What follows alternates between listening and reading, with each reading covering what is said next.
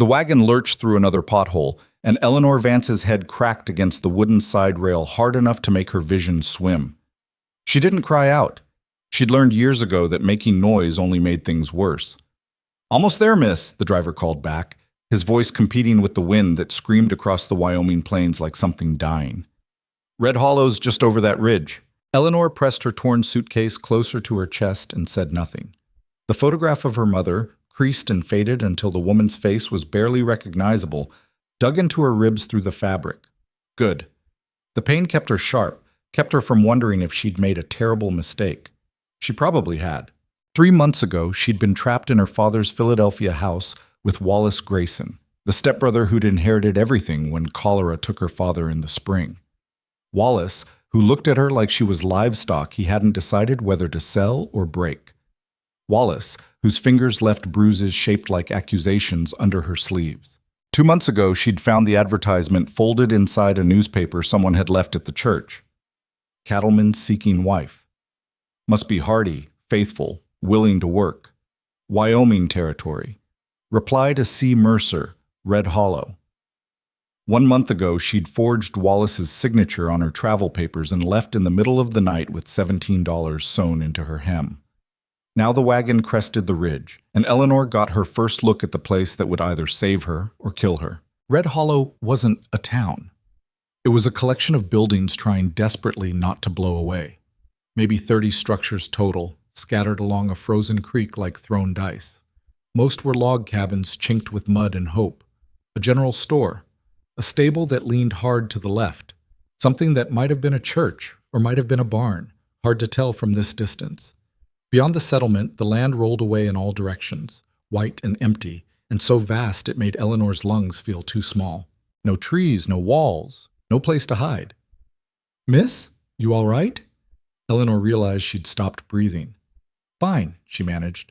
The driver made a skeptical sound but didn't press. He'd been making skeptical sounds since she'd climbed into his wagon that morning at the railway station in Cheyenne. A woman traveling alone, too thin, bruises still yellowing on her wrist where she'd forgotten to check before pushing up her sleeve to count out his fee. He knew what she was running from, even if he was too polite to name it. They rolled into Red Hollow just as the sun started its descent, turning the snow the color of blood oranges. A few people stopped to stare. A woman in a canvas coat, 2 men outside the stable, a child who couldn't have been more than 5. Their faces said what the driver's skeptical sounds had been saying all day. She won't last the winter. Eleanor set her jaw and stared back until they looked away. The wagon stopped outside the general store, and the driver hopped down to help her with her suitcase. Except Eleanor was already on the ground, boots sinking into mud that had frozen and thawed, and frozen again until it had the texture of broken pottery. "Someone's supposed to meet you?" the driver asked. "Yes." Eleanor scanned the street. Several horses were tied outside the stable. A woman hurried past with her head down against the wind. No one approached. "Maybe he's there." A man had emerged from the stable, and even at this distance, Eleanor could tell he was the one. He moved like someone who'd spent his life working against the elements. Shoulders rolled forward, steps deliberate. No wasted motion. As he got closer, she could make out more details. Maybe 35. Though the sun and wind had aged him. Brown hair that needed cutting, a face that might have been handsome if it ever relaxed, but right now it just looked carved. He stopped 3 feet away and studied her with eyes the color of creek ice. "Eleanor Vance?" His voice was rough, like he didn't use it much. "Yes. You're Mr. Mercer?" "Caleb." He nodded once, sharp. Then his gaze dropped to her suitcase, lingered on her too thin coat, traveled back up to her face. Eleanor forced herself not to fidget under the inspection. She knew what he was seeing. A woman who looked like a strong wind would snap her in half. East Coast pallor. Hands that had never done real work. Everything the advertisement had asked for, she wasn't. "You understand what you signed up for?" he asked finally. "I can work." "It's not about working. It's about surviving. Winter out here doesn't care how hard you try." Something hot flared in Eleanor's chest. She'd heard versions of this her whole life, too delicate, too weak, too breakable. From her father, who'd kept her locked in that house like a porcelain doll. From Wallace, who told her she'd starve inside a week if she ever tried to leave. "I'm still here," she said quietly. Caleb's expression shifted just slightly. Not a smile. She got the feeling he didn't smile often, but something that might have been approval. "All right then." He paid the wagon driver, took her suitcase without asking, and started walking. Eleanor followed, pulse hammering. This was it. The moment she'd been both dreaming of and dreading since she'd stepped onto that train east of Philadelphia. Whatever happened next, there was no going back. Red Hollow's general store was run by a woman named Agnes Chen, who looked Eleanor up and down with the same skepticism as everyone else, but at least had the decency to be friendly about it. "Fresh off the train," Agnes said, not unkindly. "You'll want warmer clothes. That coat won't cut it." "I don't have much money. I'll put it on Caleb's account." Agnes was already pulling down a heavy wool coat, mittens lined with rabbit fur, boots that looked like they could survive an apocalypse. "You'll pay it back with work, I'm sure." Eleanor wanted to protest. She'd been depending on men's accounts her whole life, and look where that had gotten her. But Caleb was already nodding agreement, and the cold seeping through her threadbare coat made arguing seem stupid. While Agnes wrapped the purchases, Caleb stepped outside to load supplies into a wagon Eleanor hadn't noticed before. Through the window, she watched him move, efficient, solitary, comfortable with silence. A man who'd learned to need nothing from anyone. She wondered what desperation had driven him to send for a wife. "He's a good man," Agnes said quietly, following Eleanor's gaze. "Doesn't talk much, but he's fair. Treats his hands well, pays his debts, doesn't drink himself stupid like some of them do." "Why did he need to advertise?" Agnes hesitated, glancing toward the window. "Women are scarce out here. The ones who come west usually have family, husbands already. Caleb's ranch is isolated, 15 miles from town, up in the high country. Most women won't even visit, let alone live there." She paused. "He had a sister once, Mary. She married a man back in Kansas who, well, she didn't survive it. I think Caleb blames himself for not stopping it." Eleanor's hand went instinctively to her own wrist, where Wallace's fingerprints had only just faded. "I see," she said softly. Agnes's sharp eyes caught the gesture. Her expression gentled. "You'll be safe with him. Whatever you're running from, it won't find you at Mercer Ridge." Eleanor wanted to believe that. She'd spent the entire journey west trying to convince herself it was true. But Wallace Grayson wasn't the type to let things go, and 15 miles suddenly seemed like nothing at all. The ride to Mercer Ridge took 3 hours, and by the time they arrived, full dark had fallen, and Eleanor's entire body ached from trying not to fall off the wagon seat. The temperature had dropped so fast her breath crystallized the moment it left her mouth. "Almost there," Caleb said, the first words he'd spoken since leaving town. Then the ranch house appeared, and Eleanor's heart sank. It wasn't the house from the advertisement. That had been a neat sketch, 2 stories with a porch and shutters, the kind of place that suggested comfort and safety. What stood before her now was a squat log structure that looked like it had been beaten into submission by a decade of Wyoming weather. 1 story. Small windows. A chimney that leaked smoke at an angle suggesting the wind owned it. This was a survivor's house. Nothing more. Caleb pulled the wagon to a stop and hopped down, leaving Eleanor to manage herself. She climbed down carefully, testing the ground before putting her full weight on it. Ice everywhere. 1 wrong step and she'd crack her skull open before she even made it inside. "Stables there," Caleb said, nodding toward a larger building set back from the house. 3 horses, dozen head of cattle in the near pasture, more up in the high country when weather permits. Chickens in the coop, if the foxes haven't gotten them. He grabbed her suitcase and started toward the house. Kitchen's basic. Root cellar out back. Well's 40 yards that direction. You'll need to break ice most mornings. Eleanor followed, trying to absorb information that felt both crucial and overwhelming. Breaking ice. High country. Foxes. None of this had been in the advertisement. Inside, the house was warmer than expected. A fire already going in the stone hearth that dominated 1 wall. The main room served as kitchen, dining area, and sitting room all at once. A table with 2 chairs, a counter with a water basin, shelves holding supplies. Everything worn but clean, organized with the precision of someone who lived alone and liked it that way. "Bedroom's through there," Caleb said, pointing to a door on the left. "I'll take the loft." He set her suitcase down and moved toward the fire, feeding it another log. There's stew from yesterday if you're hungry. Eleanor stared at the bedroom door, then at him. You're sleeping in the loft? Figured you'd want privacy. Until... He didn't finish the sentence, but his meaning was clear. Until they knew each other. Until the marriage was real. Something in Eleanor's chest unknotted slightly. Thank you. Caleb nodded, still not looking at her. Get settled. We'll talk terms in the morning. Terms.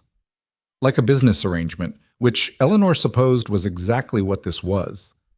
She took her suitcase into the bedroom and closed the door behind her. The room was small, just enough space for a bed, a trunk, and a washstand. But it was hers. A door she could close. A space no one would enter without permission. For the first time in 3 years, Eleanor was alone in a room where she felt safe. She sat on the bed, hard mattress, quilts that smelled like wood smoke, and let herself shake. All the fear she'd been holding back since Philadelphia came pouring out in silent, racking tremors. She pressed her hand over her mouth to keep quiet, even though there was no one here who would hurt her for crying.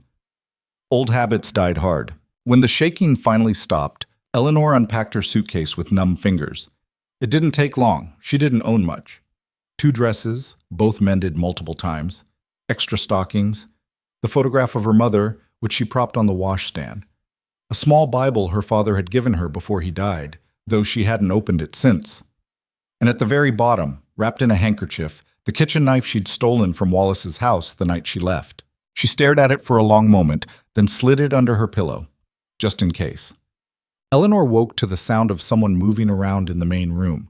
For one terrified heartbeat, she thought it was Wallace, that he'd found her somehow, that he'd come to drag her back. But then she remembered. Wyoming, the ranch, Caleb. Pale gray light filtered through the small window, dawn or close to it. She dressed quickly in the warmest clothes she had and emerged from the bedroom to find Caleb already dressed, boots on, heading for the door. Morning, he said without looking back. Coffee's on the stove. I'll be in the stable. And then he was gone, door clicking shut behind him, leaving Eleanor alone in the cold house with a pot of coffee and absolutely no idea what she was supposed to do. She poured herself a cup strong enough to strip paint and stood by the window, watching the sky lighten over the eastern mountains. The land looked different in daylight. Bigger, somehow. More empty. Snow covered everything in rolling white sheets that went on forever. No neighbors. No streets. No place to run if things went wrong. Eleanor's hand tightened on the coffee cup. She'd known, intellectually, that frontier life would be isolated. But knowing and feeling were different things. Right now, she felt like the last person on Earth. The door opened, making her jump. Caleb stomped snow off his boots and gave her a look that might have been concern. You all right? Fine. Eleanor set down her cup before he could see her hand shaking. What do you need me to do? Do? You said we'd discuss terms. I assume that means work. Something flickered across Caleb's face. Surprise, maybe, or reassessment. You don't have to start today. You just got here. I'd rather be useful. He studied her for a long moment, and Eleanor got the feeling he was seeing past the fragile exterior to something underneath. Something that had survived Wallace Grayson and a 1,000-mile journey west. All right, he said finally. You know how to cook? Yes. Chickens need feeding. Eggs need collecting. There's laundry that's been piling up. He gestured vaguely at a basket in the corner that did indeed seem to be overflowing. I'm not expecting fancy, but if you can manage basic meals and keeping the house running, that's a start. It was more than Eleanor had been allowed to do in Wallace's house, where he'd kept her locked up like she might shatter if she touched a pot. She nodded. I can do that. Good. Caleb moved toward the door again, then paused. Eleanor? It was the first time he'd used her first name. Something about hearing it in his rough voice made her stomach flip. Yes? The rifle above the door. It's loaded. If something happens and I'm not here, you use it. Don't hesitate. Eleanor looked at the rifle hanging on pegs above the door frame. She'd never fired a gun in her life. What kind of something? She asked. Wolves, foxes, men. Caleb's expression was flat, serious.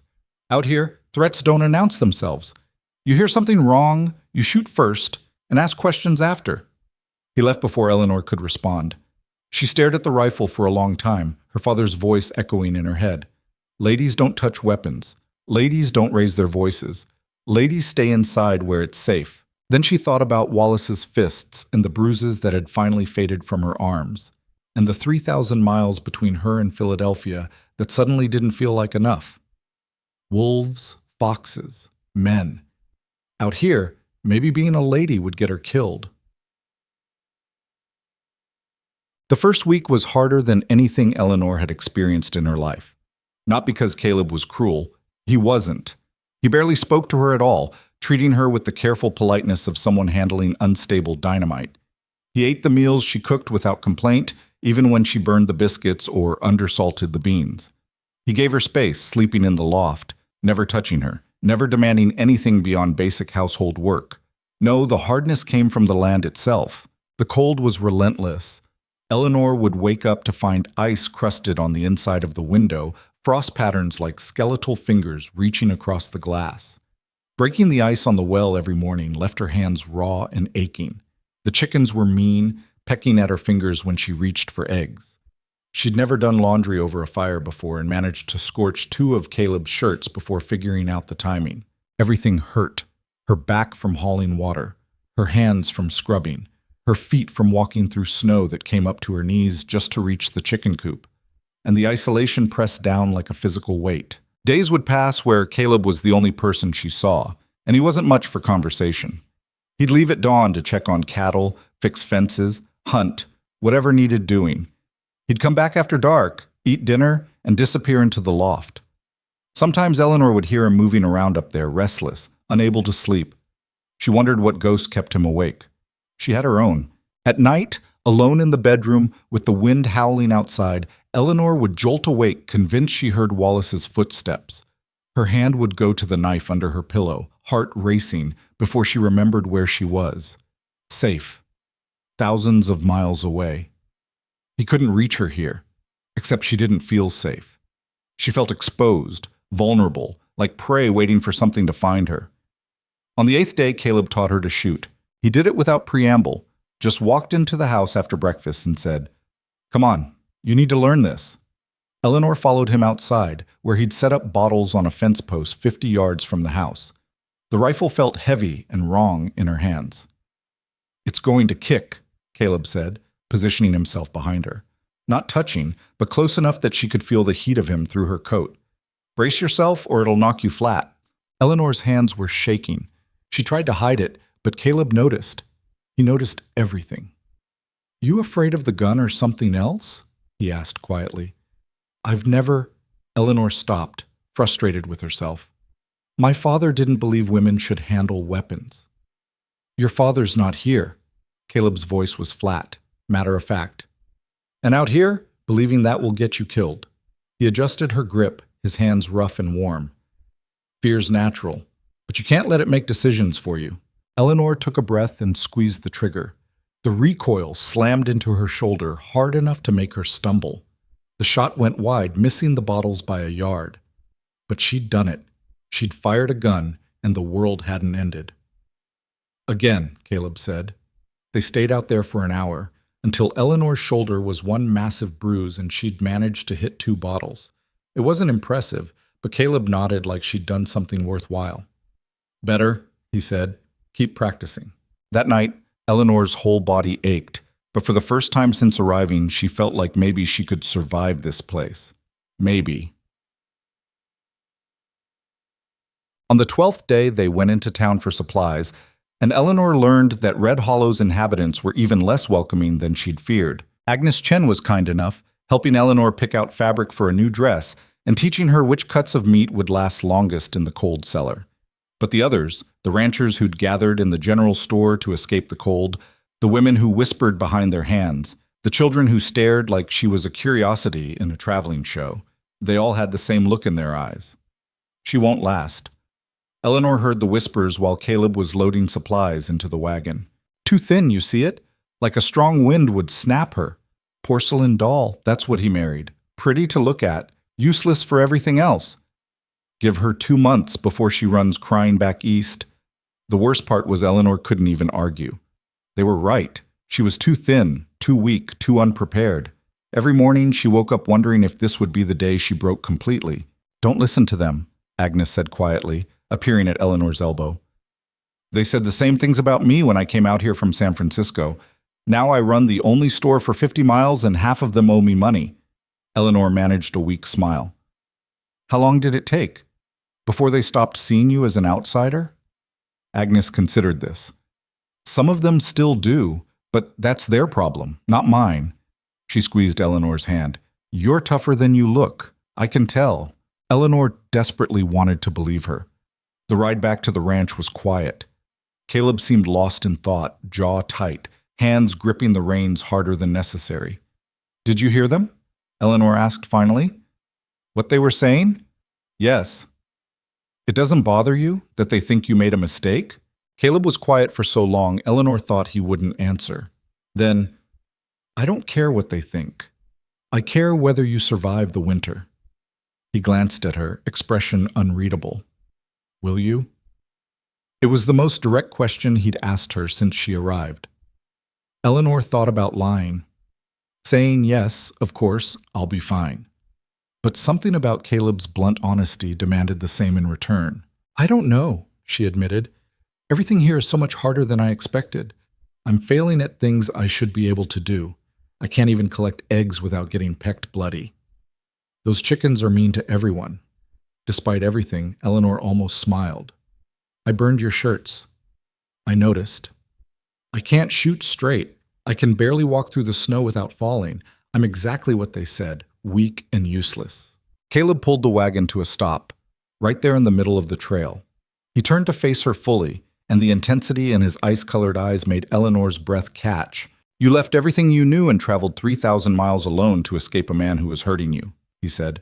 "You stepped off that wagon 2 weeks ago looking half dead, and you're still here, still trying, even though this place is doing its best to kill you.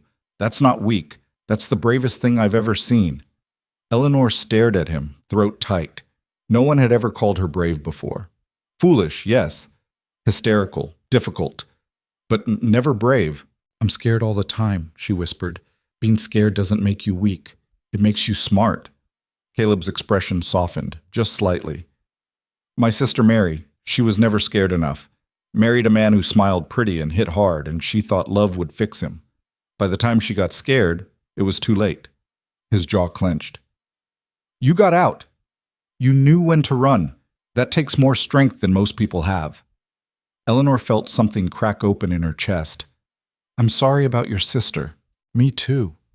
Caleb turned back to the reins, clicked his tongue to get the horses moving again. "But I'm not sorry you're here. Whatever those people in town think, you're doing fine."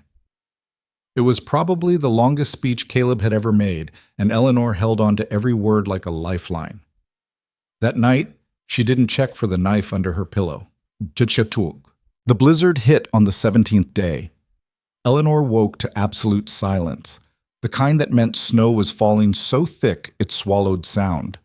She dressed quickly and found Caleb already up, staring out the window at what looked like a solid white wall. "How bad?" she asked. "Bad enough we're not going anywhere for a few days." He moved to the door, started pulling on extra layers. "I need to get the animals secured before it gets worse. You stay inside." "I can help." "No." The word came out harder than Caleb probably intended because he softened it immediately. "Eleanor, this storm is dangerous. I've been through a dozen of these. You haven't. Please stay inside." Eleanor wanted to argue, but the look on his face stopped her. This wasn't about thinking she was weak. This was about keeping her alive. "Be careful," she said instead. Caleb nodded and disappeared into the white. He was gone for 3 hours. Eleanor tried to stay busy. She fed the fire, made coffee, started bread dough, but her eyes kept drifting to the window, watching for any sign of movement. The snow kept falling, harder and harder, until she couldn't see the stable anymore. When Caleb finally stumbled back inside, he was covered in so much snow he looked like a walking drift. Ice clung to his beard, his eyelashes. His lips were blue. "Everyone's secure," he managed through chattering teeth. "Might lose some chickens, but the horses and cattle are inside." Eleanor was already moving, stripping off his frozen coat, pushing him toward the fire. "Sit. Don't argue." For once, Caleb obeyed. She'd never taken care of someone like this before.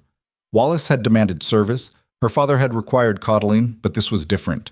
This was reciprocal. Caleb had gone out into that storm to protect their livelihood. The least she could do was make sure he didn't freeze to death in his own house. Eleanor heated water, made him drink hot coffee laced with honey, wrapped him in every quilt she could find. His hands were so cold they'd gone numb, fingers stiff and white. "This is frostbite," she said, alarmed. "Caleb, this is serious." "It'll pass. Just need to warm up slowly." But his voice was tight with pain. Eleanor remembered something from her childhood, winters in Pennsylvania when the factory workers would come home with frozen fingers. You had to warm them gradually or risk permanent damage. She filled a basin with lukewarm water and guided Caleb's hands into it. He hissed, but didn't pull away. "Tell me if it's too hot," Eleanor said. "It's fine." They sat like that for a long time, Eleanor kneeling beside him, slowly adding warmer water while color crept back into Caleb's fingers. Outside, the wind howled like something alive and angry. "Why did you come out here?" Eleanor asked quietly. "To Wyoming, I mean." "You could ranch anywhere." Caleb was silent for so long she thought he wouldn't answer. Then, "After Mary died, I couldn't stay in Kansas. Everywhere I looked, I saw her. Saw what I'd failed to stop." He stared at his hands in the water. "Figured I'd go somewhere so empty and hard there wouldn't be room for guilt. Turns out guilt follows you anywhere. It wasn't your fault." "I knew. I knew what kind of man he was. And I let her marry him anyway because she was 22, and I thought she could make her own choices." His voice went rough. "Found her myself, in their barn. She'd been dead 2 days before anyone noticed." Eleanor's hand tightened on the edge of the basin. "Caleb, when I saw the bruises on your wrist that first day," he continued, "I knew. And I swore I wouldn't fail again." He finally looked at her, eyes fierce. "No one hurts you here, Eleanor. Not the weather, not the work, not any man. I'll make sure of it." It was a promise and a confession all at once, and Eleanor felt the weight of it settle into her bones. "What if I hurt myself?" she asked. "By failing? By not being strong enough?" "Then I'll help you get stronger." Caleb's expression was absolutely certain. "But you won't fail. You're already stronger than you think." Eleanor wanted desperately to believe him. The storm lasted 3 days. 3 days trapped inside with nothing to do but talk. And slowly, carefully, Caleb and Eleanor began to know each other. She learned that he'd been a soldier briefly during some skirmish she'd never heard of. That he hated coffee but drank it anyway because it was hot.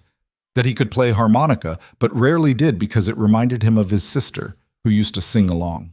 He learned that Eleanor loved mathematics but had never been allowed to study it properly. That she'd wanted to be a teacher before her father died. That she'd stolen the kitchen knife not because she'd planned to use it on Wallace, but because having it made her feel less powerless. "You ever think about using it?" Caleb asked. Eleanor considered lying, but what was the point? "Once. He was drunk, beating me because dinner was cold. I had the knife in my pocket and I thought I could just end this." She looked down at her hands, but I couldn't. I was too afraid of what would happen after. "Smart," Caleb said. "Prison's no better than what you were escaping." "Is that why you didn't kill Mary's husband?" "No, I didn't kill him because by the time I got there he'd already hanged himself. Coward's way out." Caleb's voice was hard. "Denied me the satisfaction." They were dark confessions, shared in the firelight while wind screamed outside, but somehow, in the telling, they became lighter. Shared weight was less crushing. On the third night, Eleanor woke to the sound of Caleb moving around downstairs. She'd gotten used to his restlessness in the loft, but this was different, sharp, pained movements. She pulled on her robe and found him by the fire, clutching his right hand. Even in the dim light, she could see the swelling. "What happened?" "Nothing. Go back to bed." Eleanor crossed her arms. "Caleb, what happened?" He sighed. "Frostbite's worse than I thought. Fingers aren't working right." She took his hand gently, examining it. The fingertips were still white, and when she touched them, Caleb didn't react. No feeling. "You need a doctor. Can't get to town in this snow. It'll heal or it won't." "That's—" Eleanor bit back a sharp retort. Getting angry wouldn't help. "There has to be something we can do." She spent the next hour searching through Caleb's medical supplies. Minimal, mostly intended for horses, and improvising. Warm compresses, gentle massage to encourage blood flow. She'd watched her mother treat frostbite once, years ago, on a servant who'd gotten caught in a storm. Caleb endured her ministrations with stoic silence, watching her work with an expression she couldn't read. "You don't have to do this," he said finally. "Yes, I do." "Why?" Eleanor paused, hands still wrapped around his. "Because you went out into that storm to save our animals. Because you've been kind when you didn't have to be. Because—" She hesitated, then met his eyes. "Because I want to." Something shifted between them in that moment. A wall coming down, maybe, or a door opening. Caleb's good hand came up to cup her cheek, thumb brushing across her cheekbone with impossible gentleness. "Eleanor," he said quietly, "I need you to understand something." Her heart was hammering. "What?" "I didn't send for a wife because I was lonely. I sent for one because this ranch needs 2 people to survive, and I'm getting too old to do it alone. I needed a partner, not a romance." He paused. "But you're not what I expected. I know I'm weak and useless and—" "No." His voice was firm. "You're brave and stubborn and stronger than anyone gives you credit for, including yourself." His ice-colored eyes searched hers. "I don't want you to feel obligated to anything. The marriage is legal, but it doesn't have to be real unless you want it to be. You're safe here either way." Eleanor's throat was tight. "What if I want it to be real?"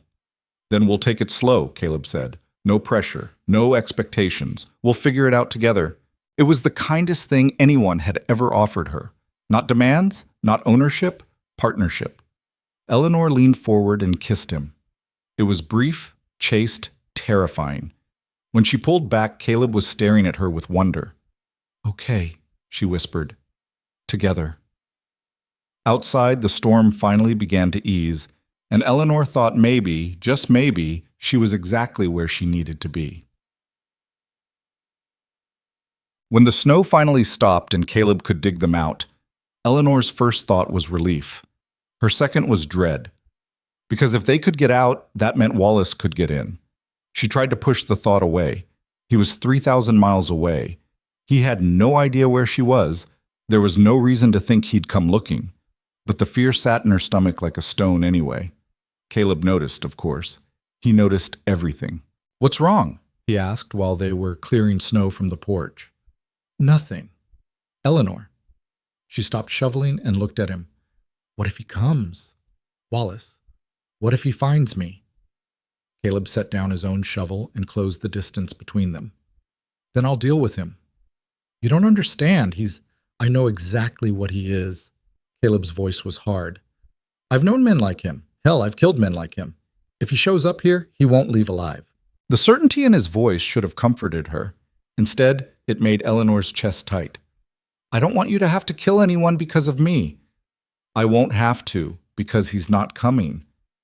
Caleb's expression softened. "And even if he did, you're not the same person who left Philadelphia. You're learning to shoot. You know this land now. You're not helpless anymore." Eleanor wanted to believe him, but helplessness was a hard habit to break. That night, she put the knife back under her pillow, just in case. Spring came late to Wyoming that year, and when it finally arrived, it brought trouble with it. Eleanor had survived the winter. Barely. Her hands were calloused now, scarred from rope burns and chicken pecks and 100 small accidents. She could shoot well enough to hit a target at 50 yards, though her shoulders still ached after practice. The chickens no longer terrified her. She'd learned to move fast and take the pecking as payment for eggs. She could break ice on the well without thinking about it, haul water without stopping to rest, and make biscuits that didn't taste like charcoal. Small victories, but they added up. The ranchers in Red Hollow still looked at her with skepticism when she and Caleb rode into town for supplies, but at least they'd stopped making bets about when she'd run. Agnes Chen had started treating her like a regular instead of a curiosity. Even the children had lost interest in staring. Eleanor should have felt safer. Instead, she felt like she was waiting for something terrible to happen. "You're doing it again," Caleb said one morning while they were mending fence line in the south pasture. The snow had finally melted enough to reveal the damage winter had done. Posts split by ice, wire sagging where deer had pushed through. "Doing what?" Looking over your shoulder every 5 minutes. Eleanor drove a post into the soft ground harder than necessary. I'm just watching for wolves. Wolves don't come out during the day. Caleb straightened, studying her. What's really wrong? She wanted to lie. Say nothing, everything's fine, I'm just tired. But they'd spent the winter learning to be honest with each other, and breaking that habit now seemed worse than admitting the truth. It's been 4 months, Eleanor said quietly. Wallace should have found me by now. Or he gave up. He doesn't give up. She stopped, searching for words that could explain Wallace Grayson to someone who'd never met him. He's the type of man who thinks everything belongs to him, including me. He won't just let me disappear. Caleb was quiet for a moment, wire cutters hanging loose in his hand. You think he's coming? I think he's already on his way. The certainty in her own voice surprised Eleanor. She'd been carrying this dread for weeks, pushing it down every time it surfaced, but saying it out loud made it real. Wallace was coming. She didn't know how she knew. Maybe the same instinct that had told her to run that night in Philadelphia. The same voice that whispered danger in the dark. Then we'll be ready, Caleb said simply. How? He'll have the law on his side. I forged papers to leave. Technically, I stole money that belonged to the estate. He can make me look like a criminal. Not out here, he can't. Caleb's expression was hard. Wyoming doesn't care much for Eastern lawyers, and Red Hollow cares even less. Eleanor wanted to believe him, but she'd spent 3 years under Wallace's control, and she knew exactly how persuasive he could be, how he could smile and charm and lie until people believed whatever story served him best. They finished the fence work in silence, and that night Eleanor slept with the knife under her pillow again. 2 weeks later, a stranger rode into Red Hollow asking questions about a woman who fit Eleanor's description. Agnes sent word the next morning through a rancher named Tom Fletcher, who was delivering supplies. He was a weathered man in his 50s, suspicious of outsiders but fair, and he didn't waste time with pleasantries. Agnes says there's a man in town looking for your wife, he told Caleb, ignoring Eleanor completely even though she was standing right there. Eastern type, well-dressed, saying she's his ward and he's come to take her home. Eleanor's blood went cold. Did Agnes tell him anything? Caleb asked, voice calm but hand drifting toward the rifle leaning against the porch rail. Course not. Told him she'd never heard of anyone matching that description, but he's asking around, and you know how people talk. Fletcher finally glanced at Eleanor, expression unreadable. That's him, I take it? The one you're running from? Eleanor's voice came out steadier than she felt. Yes. Fletcher nodded once, sharp. Figured. You've got that look about you like a deer that knows the wolves are close. He turned back to Caleb. He's staying at the boarding house. Hasn't made any moves yet, but he's watching, paying attention to who comes and goes. How long's he planning to stay? Didn't say. But he's got money, and Mrs. Patterson at the boarding house won't turn down paying customers. Fletcher shifted his weight, uncomfortable. Look, Mercer, I don't normally get involved in domestic situations, but Agnes asked me to warn you, and I owe her. So consider yourself warned. After Fletcher left, Eleanor sat down hard on the porch steps. Her hands were shaking so badly she had to clench them into fists to make it stop. He found me, she whispered. I don't know how, but he found me. Caleb sat down beside her, close enough that their shoulders touched. How many people knew you were coming to Wyoming? Just the women at the church who helped me with the travel papers. They wouldn't have told him. They knew what he was. Eleanor pressed her palms against her eyes, trying to think through the panic. Maybe he traced the letters? I wrote to you 3 times before you sent the money for the train ticket. Letters go through too many hands. Anyone could have seen them. Or maybe he just searched every frontier settlement within range of the rail line. Eleanor laughed, high and sharp. He's patient when he wants something, and he wants me back. Why? Caleb's voice was genuinely curious. No offense, but you're not wealthy. You said your father's estate went to him. What does he gain by dragging you back east? It was a fair question, and one Eleanor had asked herself 100 times. Control, she said finally. He likes having power over people. After my father died, I was the only person in that house he could dominate, and I think... She stopped, throat tight.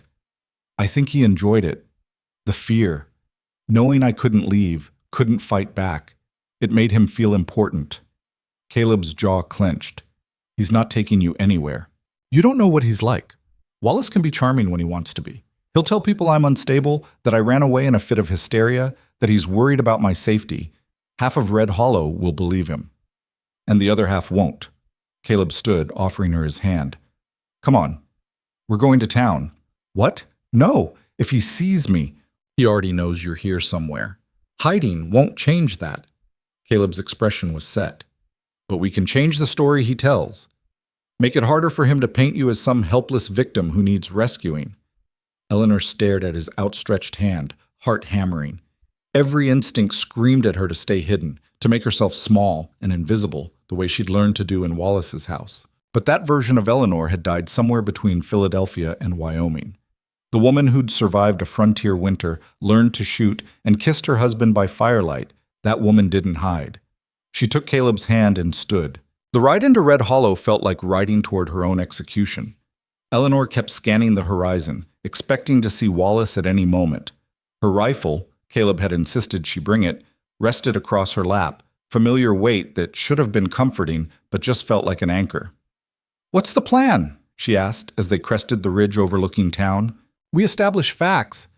You're my wife. We were legally married. You came here of your own free will. Whatever he claims, those things are true and provable. And if he has legal documents saying I'm his ward, that I'm mentally unfit or criminally liable for something, then we'll deal with it." Caleb glanced at her. "Eleanor, I've been thinking about what you said, about him wanting control. Men like that, they rely on their victims being too afraid to fight back. You're not afraid anymore? I'm terrified.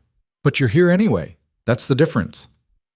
They rode into town just after noon, when Main Street was busy with ranchers and their wives conducting weekly business. Eleanor felt every eye turn toward them as they passed. Word traveled fast in small settlements. Everyone probably already knew about the well-dressed stranger asking questions. Caleb tied the horses outside Agnes's store and helped Eleanor down. She was grateful for his steadying hand because her legs felt unreliable. Agnes met them at the door, expression tight. "He's across the street," she said quietly, "at the boarding house, watching." Eleanor turned and saw him immediately. Wallace Grayson stood on the boarding house porch, and he looked exactly the same as the day she'd fled. Tall, well-built, handsome in the way that made people trust him instinctively. Dark hair slicked back, expensive coat that was completely impractical for frontier life, boots so polished they reflected sunlight. He was smiling, that pleasant, reasonable smile that hid everything ugly underneath.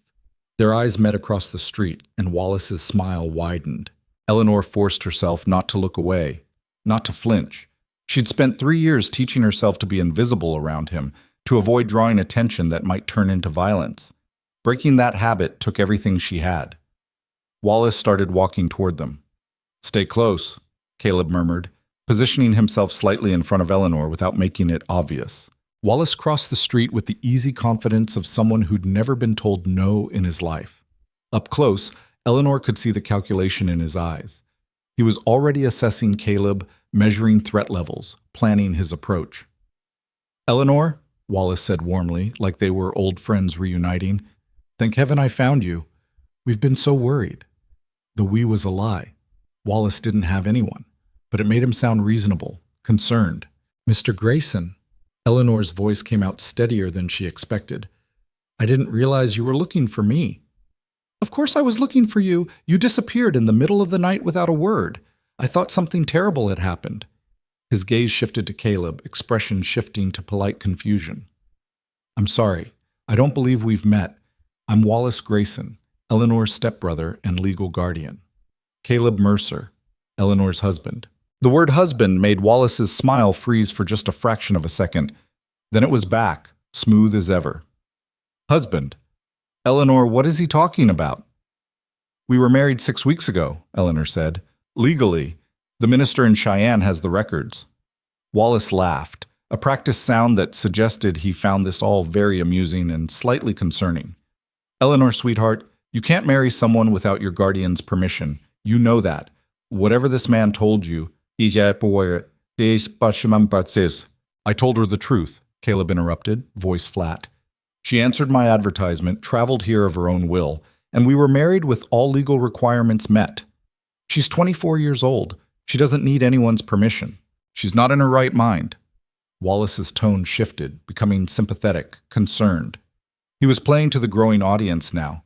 Eleanor could see people stopping their business to watch this unfold. "Eleanor has always been fragile. After our father's death, she became unstable, prone to fits of hysteria. I've been caring for her, trying to get her proper medical treatment. When she ran away, I was terrified she'd hurt herself." It was a masterful performance. Eleanor could see it working on some of the onlookers, their expressions shifting from curious to concerned. Poor fragile girl, not right in the head, being taken advantage of by some frontier rancher. "That's a lie," Eleanor said clearly. Wallace's expression flickered, annoyance, quickly masked. "Eleanor, I know you're confused. I'm not confused. You're lying." Eleanor stepped forward, out from behind Caleb's protective stance. Her heart was hammering, but her voice stayed level. "I'm not unstable. I'm not fragile. And you're not my guardian. You're the man I ran away from because you beat me for 3 years after my father died." Shocked silence rippled through the street. Wallace's smile vanished entirely. "That's a serious accusation. It's the truth." Eleanor's hands were shaking, so she gripped her rifle tighter. "You want to know why I left? Because I was afraid you'd kill me, like you killed my father." "Your father died of cholera." "My father died after drinking tea you prepared for him. Tea that made him violently ill for 3 days before his heart gave out." Eleanor had been holding this suspicion for 4 months, too afraid to voice it. Now it came pouring out. "You inherited everything. The house, the money, all of it. And you got rid of the only witness who might have questioned it." Wallace's expression turned cold. "You're hysterical, just like I said. Then explain the bruises." Eleanor started unbuttoning her sleeve, the one on her left arm where the worst scars still showed. "Explain the burns. Explain why I was locked in my room for days at a time."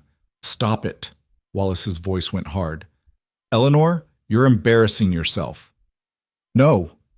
Eleanor shoved her sleeve up, revealing the mottled skin where cigarette burns had left permanent marks. "You're the one who should be embarrassed." The crowd's murmuring got louder. Several women gasped. A man Eleanor didn't recognize said something sharp under his breath.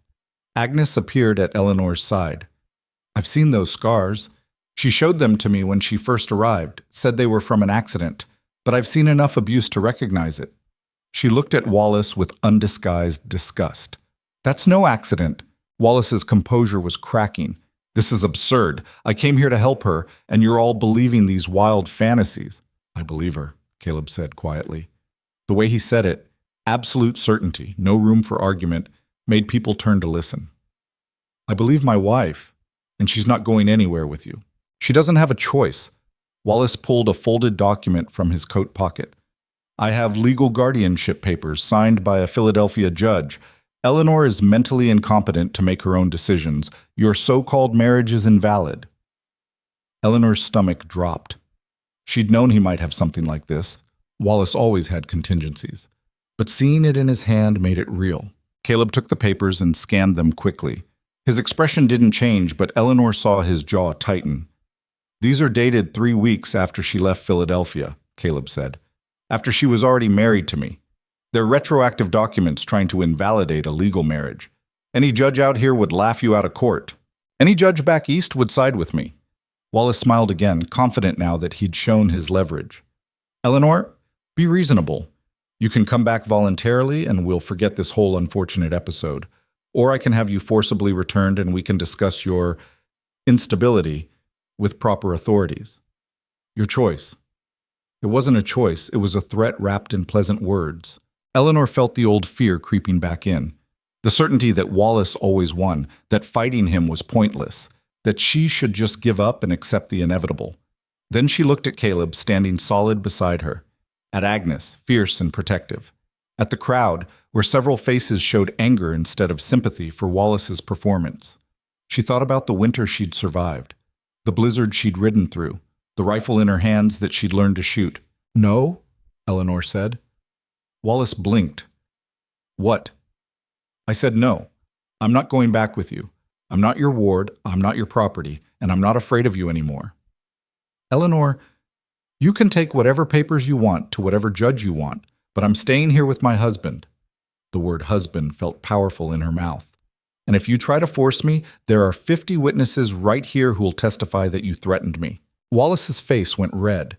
For just a second, Eleanor saw the rage underneath, the same rage that had preceded every beating back in Philadelphia.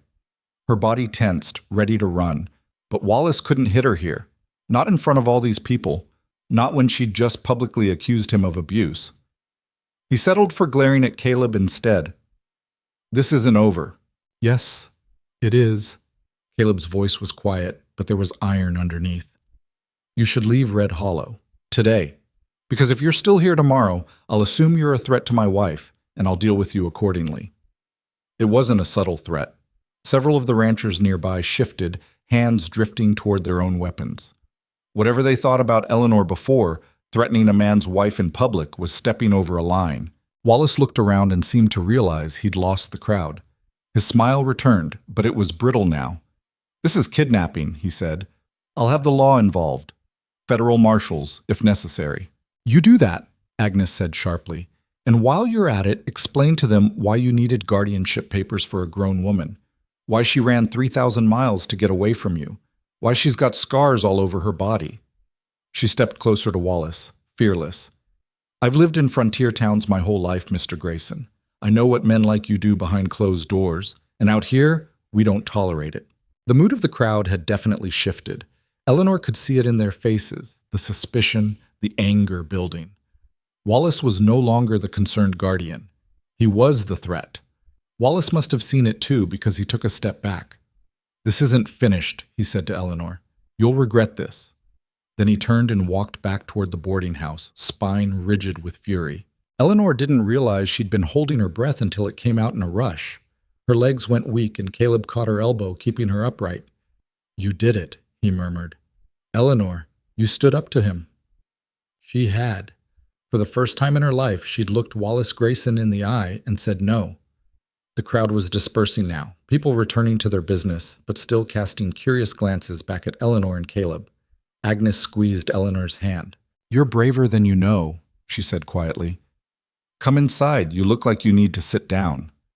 They spent the next hour in Agnes's back room, drinking tea that Eleanor couldn't taste and trying to stop shaking. Agnes kept up a steady stream of practical commentary. Who in town would side with Eleanor, who might be sympathetic to Wallace? What legal recourse he might actually have?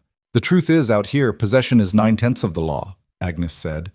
You're married to Caleb. You live at his ranch. Unless Wallace can physically drag you away, there's not much he can do. Federal marshals aren't going to ride out here over a domestic dispute, guardianship papers or not. But what if he tries to drag me away? Eleanor asked. Agnes and Caleb exchanged a look. Then we stop him, Caleb said simply. He won't try it in town, Agnes added. Too many witnesses. But out at the ranch, isolated. That's where you're vulnerable. So what do? We make sure you're not alone, Caleb said, and we prepare for the worst. They rode back to the ranch as the sun was setting, painting the sky the color of old blood. Eleanor kept checking behind them, certain Wallace would follow, but the trail stayed empty. He's planning something, she said. He won't just leave. That's not how he works. I know. Caleb's hand rested on his rifle. We'll take shifts tonight. Keep watch. You think he'd attack the ranch? I think he's desperate and angry. Men like that do stupid things. They reached the ranch just as dark fell completely. Caleb checked the stable, the chicken coop, every building, making sure nothing had been disturbed. Then he barred the door from inside and loaded both rifles. You remember how to shoot? He asked Eleanor. Yes. Good. You take the bedroom. I'll stay out here. Anything happens, anything at all, you fire a shot. I'll come running. Eleanor nodded, but neither of them moved. They stood in the firelight, close enough to touch, and Eleanor felt the weight of everything pressing down. Thank you, she said quietly, for standing with me today. You didn't have to. Yes, I did. Caleb's expression was fierce. You're my wife. That means something to me. Even though we barely know each other, I know enough. He reached out, tucking a strand of hair behind her ear with surprising gentleness. I know you're brave and stubborn and stronger than you believe. I know you rode into a blizzard to save men who'd bet against you. I know you faced down the man who hurt you instead of hiding. His hand cupped her cheek. That's enough. Eleanor leaned into his touch, feeling something tight in her chest finally loosen. I'm glad I came here, she whispered. I'm glad I found you. Caleb kissed her then, slow and careful. And for just a moment, Eleanor forgot about Wallace, forgot about the danger waiting outside, forgot about everything except the man in front of her who'd promised to keep her safe. When they finally broke apart, Caleb rested his forehead against hers. Get some sleep, he said. I'll keep watch. Eleanor went to the bedroom but didn't sleep. She lay in the dark with her rifle beside her and the knife under her pillow, listening to Caleb move around outside, listening to the wind in the eaves, listening for hoofbeats that never came. Wallace didn't attack that night, or the next, or the one after that. 3 days passed with no sign of him, and Eleanor started to hope maybe he'd actually left. Maybe her public accusation had scared him off. Maybe he'd realized he couldn't win. On the 4th day, Tom Fletcher rode out to the ranch with news. He's gone, Fletcher said without preamble. Left on yesterday's stage. Mrs. Patterson at the boarding house said he paid his bill and headed back east. Eleanor felt dizzy with relief. Are you sure? Saw him get on the stage myself. He looked madder than a wet cat, but he left. After Fletcher rode away, Eleanor sat down on the porch steps and let herself cry. Not from fear this time, from release. Wallace was gone. She'd won. Caleb sat beside her, quiet and steady, until the tears stopped. It's really over? Eleanor asked. For now. You don't think he'll come back? Caleb was quiet for a long moment. Men like him don't give up easy, but coming after you cost him, in pride, in money, in reputation. That might be enough to keep him away. He took her hand. And if it's not, we'll deal with it, together. Together. Eleanor was still getting used to that word meaning something real. The next weeks fell into a rhythm that felt almost normal. Spring work needed doing, planting, fence repair, moving cattle to higher pastures now that the snow had melted. Eleanor worked alongside Caleb, learning as she went. She was still slow, still made mistakes, but she was getting better. The ranchers who came by to trade labor or borrow tools started treating her differently. Not like Caleb's fragile Eastern wife, but like someone who'd earned her place. Word had spread about the confrontation with Wallace. Agnes had made sure of that, and Eleanor's public stand had changed how people saw her. One afternoon, a woman named Sarah Brennan stopped by to drop off eggs from her farm. She was maybe 30, weathered by frontier life, but kind-eyed. I wanted to thank you, Sarah said, while Eleanor was putting the eggs in the cold cellar. Thank me? For what? For speaking up about your stepbrother. Sarah's hands twisted in her apron. My first husband was like that. Mean when he drank, which was always. I thought I had to stay because where else would I go? She looked at Eleanor directly. Seeing you stand up to that man in front of everyone, it meant something. Made me realize I wasn't crazy for leaving. Made other women realize it too. Eleanor felt something shift in her chest. She'd been so focused on her own survival, she hadn't considered that her story might matter to anyone else. You left? She asked. Took my daughters and ran, found work at the Fletcher Ranch. Tom's fair, pays decent, doesn't ask questions. Sarah smiled. It's not easy, but it's better than staying with a man who hurts you. After Sarah left, Eleanor found Caleb in the stable and told him about the conversation. Agnes said 3 other women have come to her asking about work in town, Caleb said. Women who've been stuck with bad situations, looking for a way out. Your story's spreading. Eleanor didn't know how to feel about that, proud maybe, and terrified, because if her story was spreading, that meant Wallace might hear it, might come back. But that was a fear for another day. That night, Eleanor woke to the sound of horses in the yard. She grabbed her rifle instinctively, heart hammering, and crept to the window. Moonlight showed 3 riders approaching the house. Not Wallace, she'd recognize his silhouette anywhere, but strangers. A soft knock on her bedroom door. Eleanor, it's me. She opened it to find Caleb, rifle in hand, expression grim. Stay here, he said quietly. locked the door. Who are they? Don't know, but they're not friendly. No one rides up to a ranch after dark unless they're looking for trouble. Caleb headed for the front door, and Eleanor ignored his instruction entirely, following with her own rifle ready. He glanced back, saw her, and his expression flickered between exasperation and something that might have been pride. Fine, but stay behind me. Caleb opened the door slowly, rifle raised. That's far enough. State your business. One of the riders moved his horse forward into the light spilling from the house. He was young, maybe 25, with a hardness around his eyes that suggested he'd seen things that aged him. We're looking for Eleanor Vance, the man said. His voice carried an Eastern accent. Philadelphia, Eleanor recognized with a jolt of fear. Why? Caleb asked. We have business with her. I'm Eleanor Mercer, Eleanor said, stepping into the doorway beside Caleb. Her voice shook, but she forced it steady. What do you want? The young man studied her for a long moment. Wallace Grayson sent us. He wanted us to deliver a message. Eleanor's blood ran cold. What message? That you can run as far as you want, but you'll always belong to him. That he owns you, body and debt, and he'll collect eventually. The man's expression was unreadable. He wanted us to bring you back, offered good money for it. Caleb's rifle didn't waver. And what's stopping you? The young man smiled, bitter and tired. We rode all the way from Pennsylvania following a man's obsession with controlling a woman who doesn't want him. Along the way, we heard stories. About you, Mrs. Mercer. About how you faced him down in front of a whole town, about the scars you showed everyone. He paused. My sister had scars like that. From her husband. She died 3 years ago because she was too afraid to run. Eleanor's throat was tight. I'm sorry. So am I. The man turned his horse. We're going back east to tell Grayson we couldn't find you, that the trail went cold. He'll probably send others eventually. He's got the money for it, but it won't be us. He looked at Caleb. Watch her back. Men like Grayson don't quit easy. Then he and his companions rode away into the dark, leaving Eleanor and Caleb standing in the doorway. Eleanor started shaking. The adrenaline, the fear, the relief. It all hit at once, and she couldn't stop. Caleb pulled her inside, locked the door, and held her while she fell apart. He's never going to stop, Eleanor sobbed into Caleb's chest. He'll keep sending people, keep trying to drag me back. Then we'll keep stopping them. Caleb's arms were solid around her. Eleanor, listen to me. You're not alone in this. You've got me, Agnes, half the town now. Wallace can send whoever he wants. They'll have to go through all of us.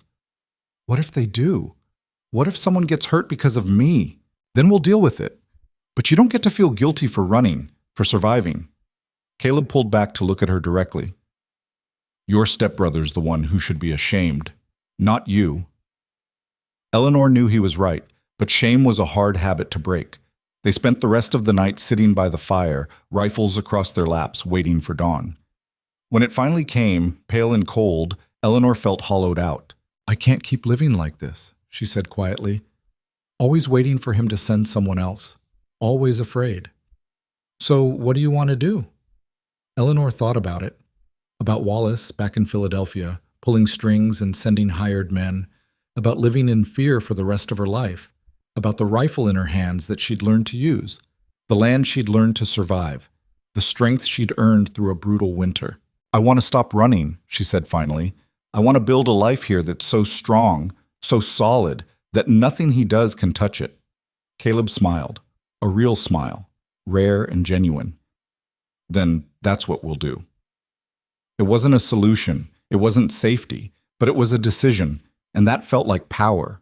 Over the next months, they built. Not just structures, though they did that too, expanding the stable, improving the house, but a life, a community.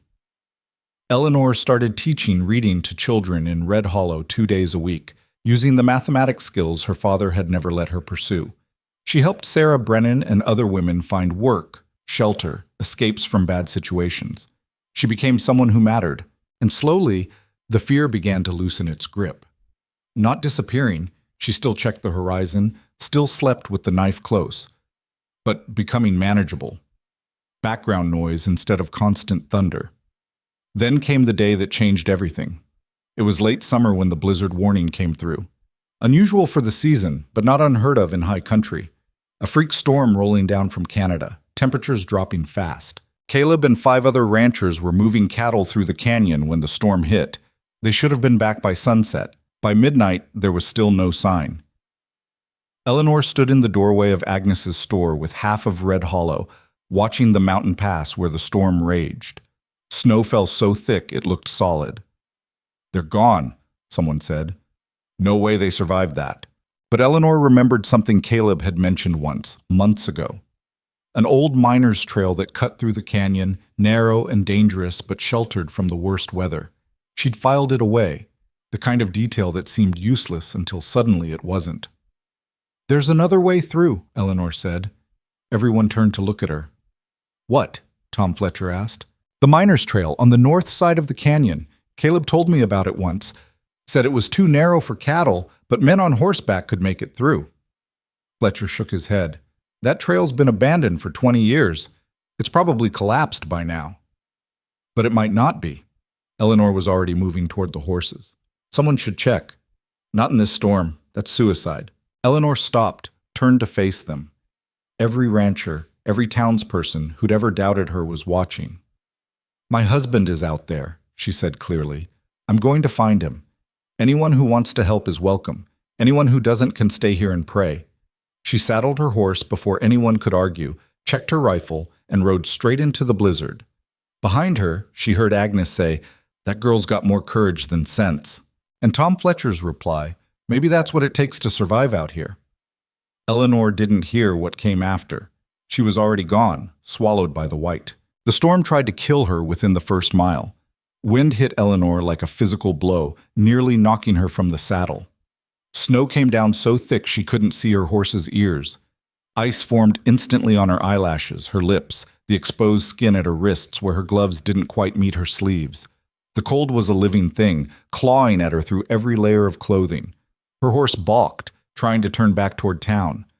Eleanor dug her heels in. "Come on," she urged through chattering teeth.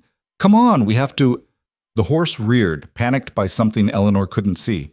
She grabbed the saddle horn with both hands, barely keeping her seat. When the animal settled, heart hammering against her ribs, Eleanor realized she'd lost her bearings completely. White everywhere, no landmarks, no trail, just wind and snow and the certainty that she'd made a terrible mistake.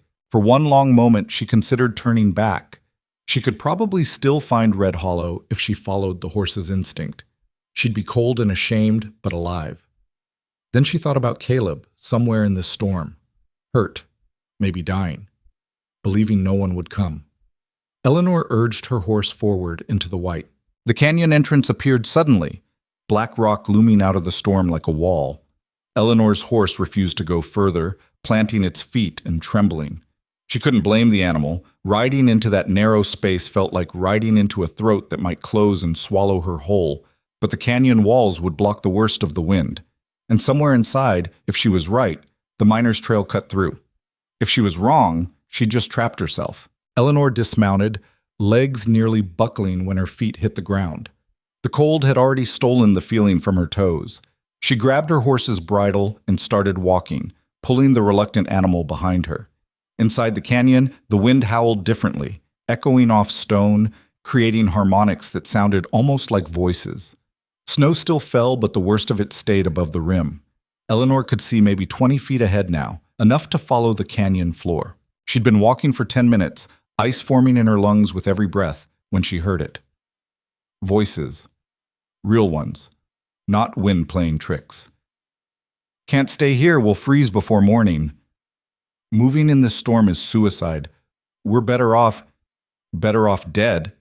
That's what we'll be if we don't—" Eleanor stumbled forward, following the sound. Around a bend in the canyon, she found them. 6 men huddled against the far wall beneath an overhang that provided minimal shelter. Horses bunched together for warmth, their breath creating clouds of steam. And in the center, slumped against a fallen timber, was Caleb. His coat was torn, one arm held at an odd angle, face pale even in the darkness. But his eyes were open, and when they landed on Eleanor, they went wide with something between relief and horror. "Eleanor?" His voice was rough, disbelieving. "What the hell are you doing here?" She dropped to her knees beside him, hands shaking as she checked him over. "Looking for you. What happened?" "Timber came down during the first wind gust, caught my shoulder, knocked me off my horse." He winced as she touched his injured arm, probably broken. "But what the hell were you thinking, riding into this storm alone?" "I was thinking you needed help." Eleanor turned to the other men. Tom Fletcher, 2 ranchers she recognized from town, and 3 she'd never seen before, all of them staring at her like she'd materialized from thin air. "Is anyone else hurt?" "Jimmy's got a twisted ankle," Fletcher said, jerking his chin toward a young ranch hand sitting nearby. "Rest of us are just cold and stupid. We got the cattle scattered in a side canyon, but we're trapped here until this storm passes." "How long will that be?" "Could be hours. Could be days." Fletcher's expression was grim. "Either way, we don't have supplies to wait it out. No firewood, limited food, and the temperature's still dropping." Eleanor looked around at their makeshift shelter. The overhang kept off the worst of the snow, but offered no protection from the cold. Already several of the men were showing signs of hypothermia. The glassy eyes, the confused expressions, the way they'd stopped shivering. When you stopped shivering, you were in trouble. Eleanor knew that from childhood winters in Pennsylvania, watching factory workers come home frozen. "We can't stay here," she said. "Can't leave either," one of the ranchers argued. "You seen that storm out there? We'd be dead in minutes." "The miner's trail," Eleanor said, looking at Caleb. "You told me about it. You said it cuts through the canyon on the north side." Caleb's eyes sharpened despite the pain. "That trail's been abandoned for 20 years. It's probably collapsed." "But it might not be. And if it's even partially intact, it'll get us out of this canyon." Eleanor stood, brushing snow from her knees. "We can't survive the night here. You know that. We have to try." The men exchanged glances. None of them wanted to move. Moving meant acknowledging how bad things were. Staying still, even if it killed them, felt safer. "She's right," Fletcher said finally. "I've seen men freeze to death waiting out storms. It's not a good way to go." "I'm not following a woman who's been here 6 months into some abandoned mine shaft," one of the strangers said flatly. "That's insane." "Then stay here and freeze," Eleanor shot back, surprising herself with the sharpness in her voice. "But the rest of us are leaving. Now." She helped Caleb to his feet, biting back a gasp when she felt how cold he was. His injured arm hung useless, and he swayed when he tried to put weight on his left leg. "Ankle's twisted, too," he muttered. "Landed wrong when the timber hit." "Can you ride?" "Can I—" "Eleanor, I can barely stand." "That's not what I asked." She met his eyes, and something passed between them. Understanding. Trust. "Can you ride?" Caleb took a shaky breath. "Yes." Getting him onto his horse was an exercise in stubbornness and pain. Caleb bit back curses as Eleanor and Fletcher lifted him into the saddle. His face went gray, and for a horrible moment Eleanor thought he might pass out. But he gripped the saddle horn and stayed conscious. The other men started moving then, seeing they had no choice. Jimmy needed help mounting with his twisted ankle. The horses were reluctant, confused by the cold and the fear radiating from their riders. Eleanor took the lead because no one else would. She'd never been in this canyon before. She was navigating from one conversation with Caleb months ago in pure desperate hope, but she was also the only one still thinking clearly. "North side," she called back to the group. "The trail entrance should be about half a mile up." "Should be," someone muttered. "We're going to die following, should be." Eleanor ignored him and started walking, pulling her horse behind her. The group followed because following was easier than deciding. The canyon narrowed as they went deeper, walls closing in until there was barely room for horses to walk single file. Snow piled in drifts against the rocks. Eleanor's feet were numb now, every step a guess because she couldn't feel the ground anymore. She almost missed the trail entrance. It was just a dark crack in the canyon wall, partially hidden by an ice-covered boulder. Eleanor only spotted it because her horse suddenly pulled toward it, seeking shelter. "There," she called back. "Everyone stop!" The crack was barely wide enough for a horse. Inside, Eleanor could make out rough-hewn steps leading up into darkness. 20 years of neglect showed in the collapsed timbers, the rubble partially blocking the entrance, the ice that made every surface treacherous. "That?" Fletcher stared at the opening. "You want us to take horses up that?" "It's our only option." "It's a death trap. Those timbers could collapse the second we put weight on them." "They might." Eleanor's voice was steady, even though her hands were shaking. Or they might hold. But staying here is certain death. I'll take might. She didn't wait for agreement. She stepped into the crack and started up, testing each step before putting her full weight down. The horse behind her balked, but Eleanor pulled hard on the reins, forcing the animal forward. The trail climbed steeply, twisting up through the rock. In places, the ceiling was so low Eleanor had to duck. In others, gaps in the floor showed darkness below. Timbers creaked ominously under the weight of horses and men. Behind her, she could hear the others following. Someone was praying quietly. Someone else was cursing steadily.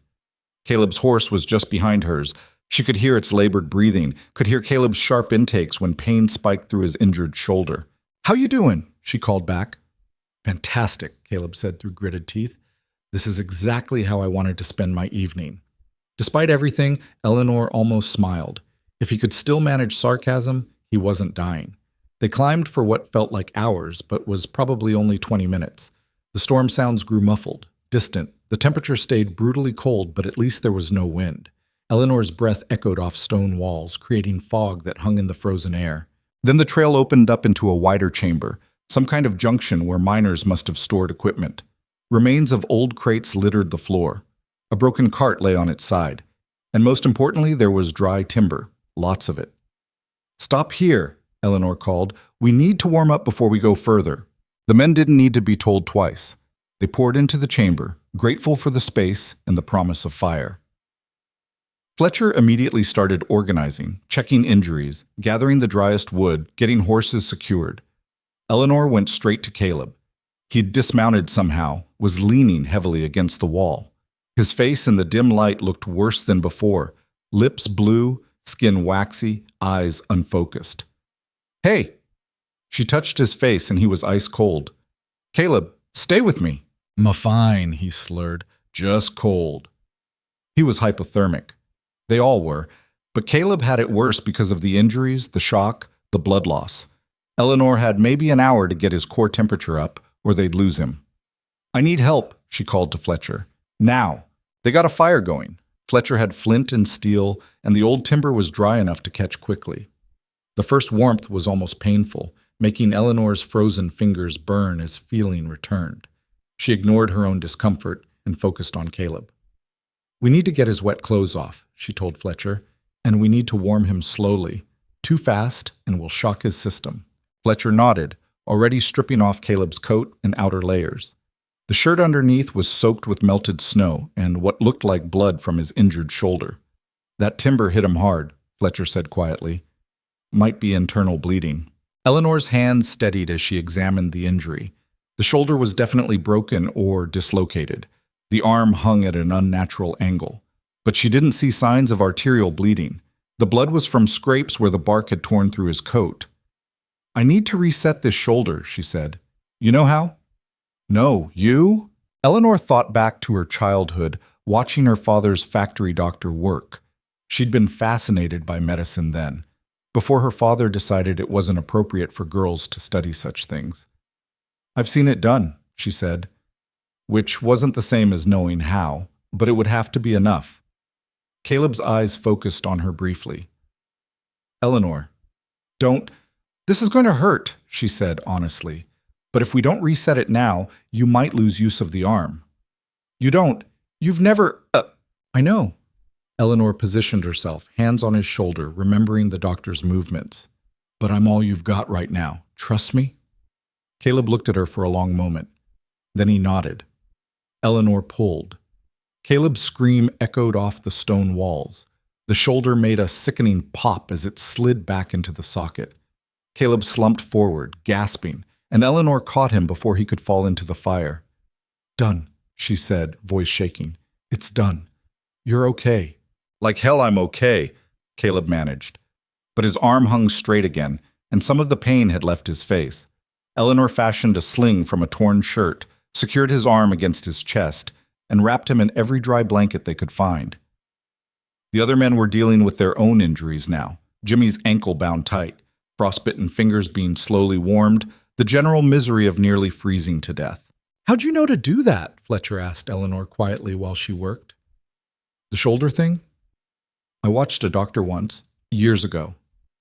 Eleanor didn't look up from checking Caleb's pulse, slow but steady. I wanted to study medicine when I was young, before my father decided it wasn't appropriate. Your father was an idiot, Fletcher said bluntly. You just saved Caleb's arm, maybe his life. Eleanor didn't know what to say to that, so she focused on getting warm water into Caleb. He needed to hydrate, needed to warm from the inside out. He drank slowly, mechanically, eyes drifting closed. Stay awake, Eleanor urged. Just a little longer. Stay with me. Tired, Caleb mumbled. I know, but you can't sleep yet. Talk to me. Eleanor took his good hand, squeezed until he looked at her. Tell me about the mine, about this trail. Where does it lead? Caleb blinked slowly. Out, north side of the canyon. Opens near Fletcher's ranch, maybe 2 miles. 2 miles? They could do 2 miles. If the trail held. If no one else got worse. If the storm didn't last another week. A lot of ifs. Eleanor looked around at the exhausted, half-frozen men sitting by the fire. None of them were in shape to move tonight. They needed rest, needed to warm up properly, needed to tend injuries before attempting the rest of the trail. We stay here until dawn, she announced. Keep the fire going, take shifts watching it. At first light, we move. No one argued. They were too tired, too cold, too grateful to be alive. Eleanor took the first watch because she couldn't sleep anyway. She sat beside Caleb, monitoring his breathing, adding wood to the fire, listening to the storm howl somewhere above them.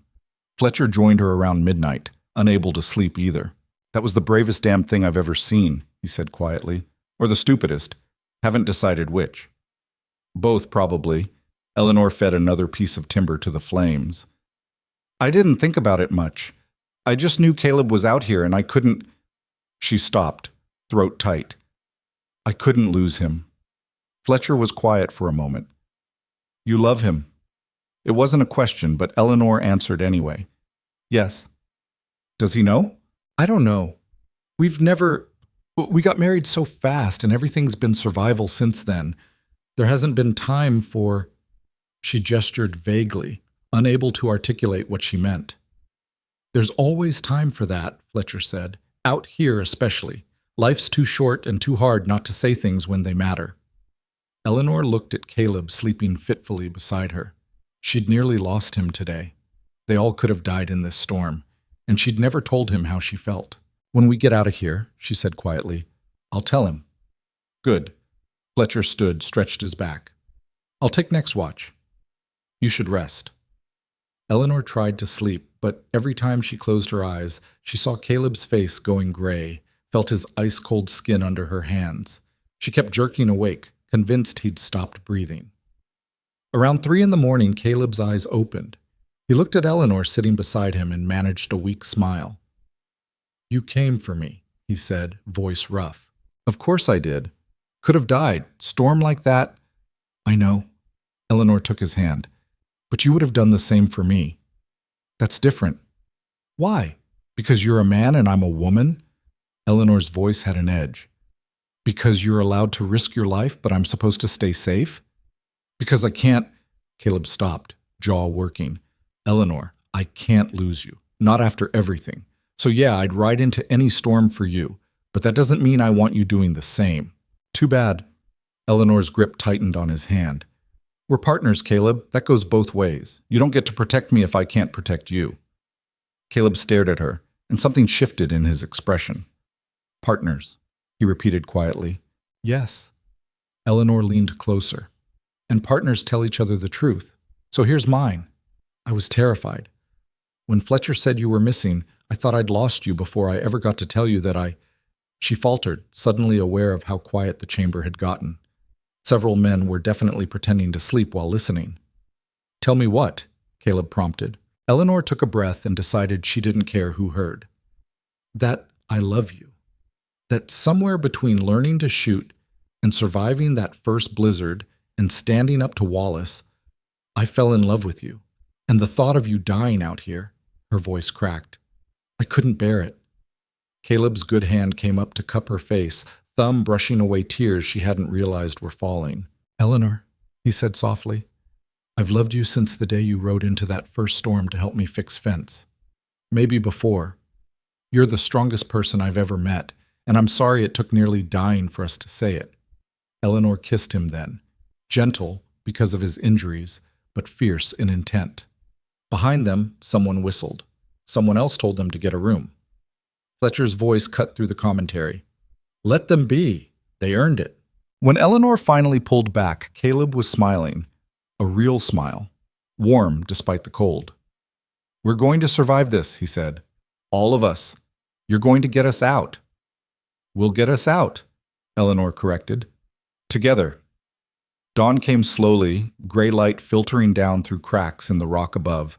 The storm was still raging. They could hear it, distant but relentless. But in the mine chamber, with the fire burning and everyone accounted for, things felt almost manageable. Eleanor checked everyone's condition while Fletcher distributed what little food they had. Dried meat, hardtack, water melted from snow. Caleb's fever had broken during the night. Jimmy's ankle was less swollen. The man who'd complained about following Eleanor had frostbite on 3 fingers, but they might be saved. They could do this. Everyone able to ride? Eleanor asked. Nods all around, though several looked shaky. Then we move. Stay close. Watch your footing. If the trail gives way, don't pull back. Push forward. Pulling back is what makes timbers collapse. Where this knowledge came from, Eleanor didn't know. Some half-remembered story from her childhood, maybe? Or just instinct born from months of learning to survive. They started up the trail again, moving slowly in the dim light. The path climbed steeply, switched back on itself, narrowed until they were riding single file with inches of clearance on either side. In one place, a section had collapsed completely, and they had to dismount, lead the horses across loose rubble by feel. Eleanor went first each time, testing the way, calling back warnings about ice patches and weak spots. Behind her, she could hear Caleb's labored breathing, could hear the other men muttering prayers and curses. The mine felt endless. Every time Eleanor thought they must be near the exit, the path would turn and reveal another section. Her legs ached from climbing. Her lungs burned from the cold air.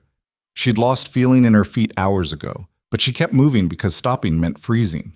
Then finally, light. Real light. Not the dim glow filtering through cracks, but actual daylight. The trail opened onto a narrow ledge on the canyon's north face. Below, Eleanor could see the storm still raging in the canyon floor. Above and ahead, the path descended toward open country, toward safety. There, she called back, voice cracking with relief. We made it! The men surged forward, desperate for fresh air and open sky. They poured out of the mine like they'd been reborn, laughing and cursing and clapping each other's backs. Eleanor stepped aside, letting them pass, and found Caleb beside her. He'd stayed back, waiting. You did it, he said quietly. We did it. Eleanor looked out at the storm-battered landscape. All of us? No.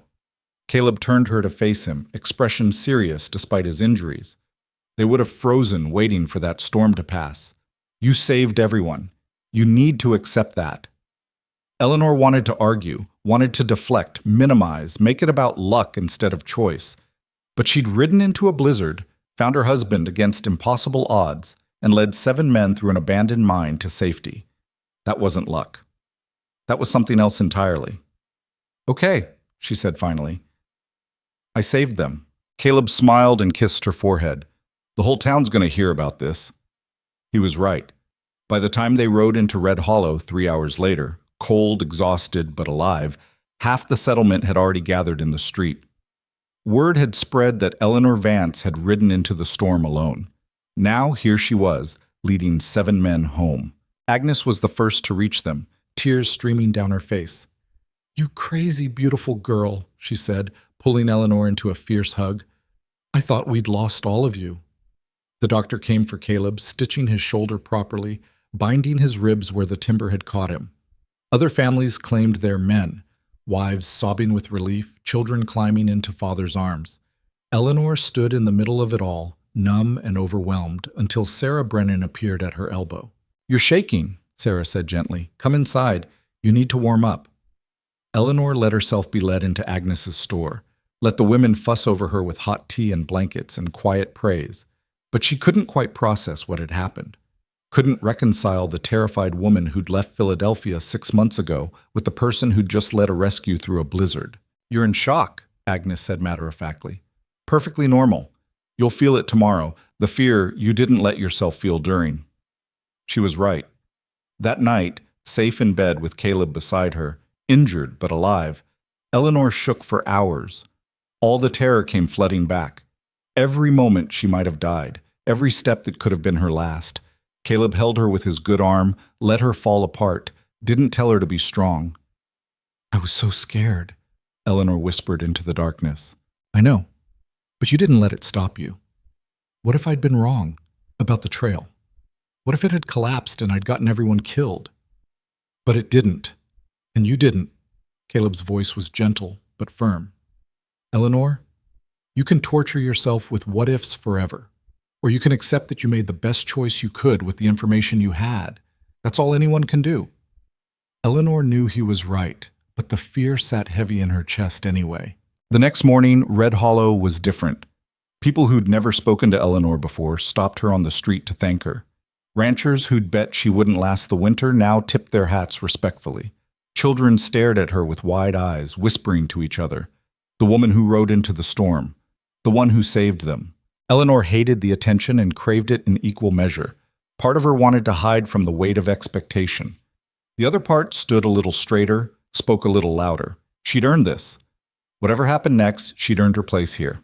3 weeks after the blizzard rescue, Eleanor was teaching mathematics to a group of children in Agnes's back room when the door opened and Tom Fletcher stepped inside, expression grim.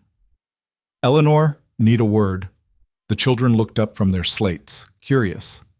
Eleanor set down the chalk she'd been using to demonstrate fractions and followed Fletcher into the main store. "What's wrong?" Fletcher glanced at Agnes, who was restocking shelves but clearly listening. "He's back. Grayson. Rode in this morning with 2 men. They're at the boarding house." Eleanor's stomach dropped. She'd known Wallace would come back eventually. Men like him always did. But she'd started to hope maybe the distance, the cost, the public humiliation of his first attempt might have been enough. She should have known better. "Did he say what he wants?" Eleanor kept her voice steady even though her hands wanted to shake. "Didn't have to. Mrs. Patterson says he's asking questions again. Who you associate with, where you go, what your routine is." Fletcher's jaw tightened. "He's planning something." Agnes came around the counter, wiping her hands on her apron. "Planning what? He already tried the legal route and it didn't work. What else can he do?" "Plenty," Eleanor said quietly. "Wallace doesn't give up just because something didn't work the first time. He adjusts, finds a new angle." She thought about the men he'd sent months ago, the ones who'd decided not to drag her back after hearing her story. Wallace would have learned from that failure. This time, he wouldn't send people who might develop a conscience. "Where's Caleb?" Fletcher asked. "At the ranch. His shoulder's still healing. Doctor said he needs another week before doing heavy work." Eleanor's mind was already racing through possibilities, scenarios, threats. "I should go. Warn him." "Not alone," Agnes said firmly. "Fletcher, ride with her. I don't trust Grayson not to try something stupid on the road." The ride back to Mercer Ridge felt endless. Eleanor kept scanning the horizon, expecting Wallace to appear with his hired men. But the trail stayed empty, quiet except for wind through the grass. Fletcher rode beside her in silence for most of the journey. Then, as they crested the final ridge before the ranch, "You know he's going to force a confrontation." "I know." "Caleb's still injured. He can't fight off 3 men. Eleanor's hand drifted to the rifle strapped to her saddle. "He won't have to. I can shoot now." Fletcher gave her a long look. "Shooting bottles isn't the same as shooting a man." "I know that too." Eleanor met his eyes.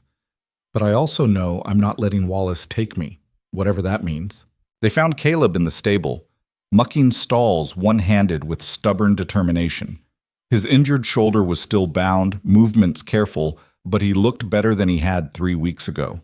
Color had returned to his face. The haunted exhaustion was gone. When he saw Eleanor's expression, he set down the pitchfork immediately. "What happened?" "Wallace is back, in town, with 2 men. Caleb's face went hard. "When?" "This morning." Eleanor dismounted, tied her horse. Fletcher says he's asking questions about my routine, where I go, who I see. He's looking for an opportunity, Caleb said flatly, somewhere isolated where he can grab you without witnesses. That's what I thought. Eleanor glanced at Fletcher. How long do you think we have? Day or two, maybe. He'll watch first, learn your patterns, then he'll move. Caleb started for the house, favoring his injured side but moving with purpose. Then we don't give him the chance. Eleanor stays here. We fortify, we wait, and if he comes onto my property, I'll handle it. Handle it how? Eleanor asked, following. You can barely lift your arm. You think you can fight off 3 men? I don't have to fight all 3, just Grayson. Caleb's voice was cold, certain. The others are hired help. They're not dying for him. Fletcher cleared his throat. Or we could try a different approach. Both Eleanor and Caleb turned to look at him. What approach? Caleb asked. The one where we don't wait for him to make the first move. Fletcher leaned against the stable door, thinking. Grayson's counting on Eleanor being isolated, vulnerable. What if she's not? What if she's surrounded by the entire town? Eleanor understood immediately. The harvest dance. Every fall, Red Hollow held a community gathering to celebrate the end of harvest season. It wasn't for another 2 weeks, but it was the largest social event of the year. Everyone would be there. If Eleanor's in the middle of a crowded dance, Fletcher continued, Grayson can't touch her. Too many witnesses. But he also can't leave without looking like a coward. He'll have to confront her publicly. And then what? Caleb asked. He makes a scene, gets people on his side with his lies. Or Eleanor makes the scene, Agnes said. They hadn't heard her approach on horseback, but there she was, dismounting with the confidence of someone who'd ridden frontier trails her entire life. She tells her story, shows her scars again, makes it impossible for anyone to side with him. I already did that, Eleanor pointed out. The first time he came. It worked then, but that was 6 months ago, and you were new, Agnes interrupted. Now you're the woman who saved 7 men from a blizzard. People know you. They respect you. Your word carries weight. She looked at Eleanor directly. Use it.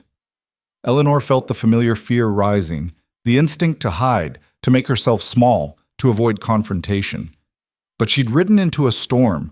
She'd reset Caleb's shoulder with her bare hands. She'd stood up to Wallace once already. She could do it again. All right, Eleanor said. We go to the dance, all of us. And when Wallace makes his move, I'll be ready. The next 2 weeks were tense.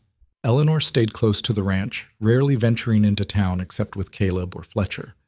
When she did go, she carried her rifle and kept her eyes open.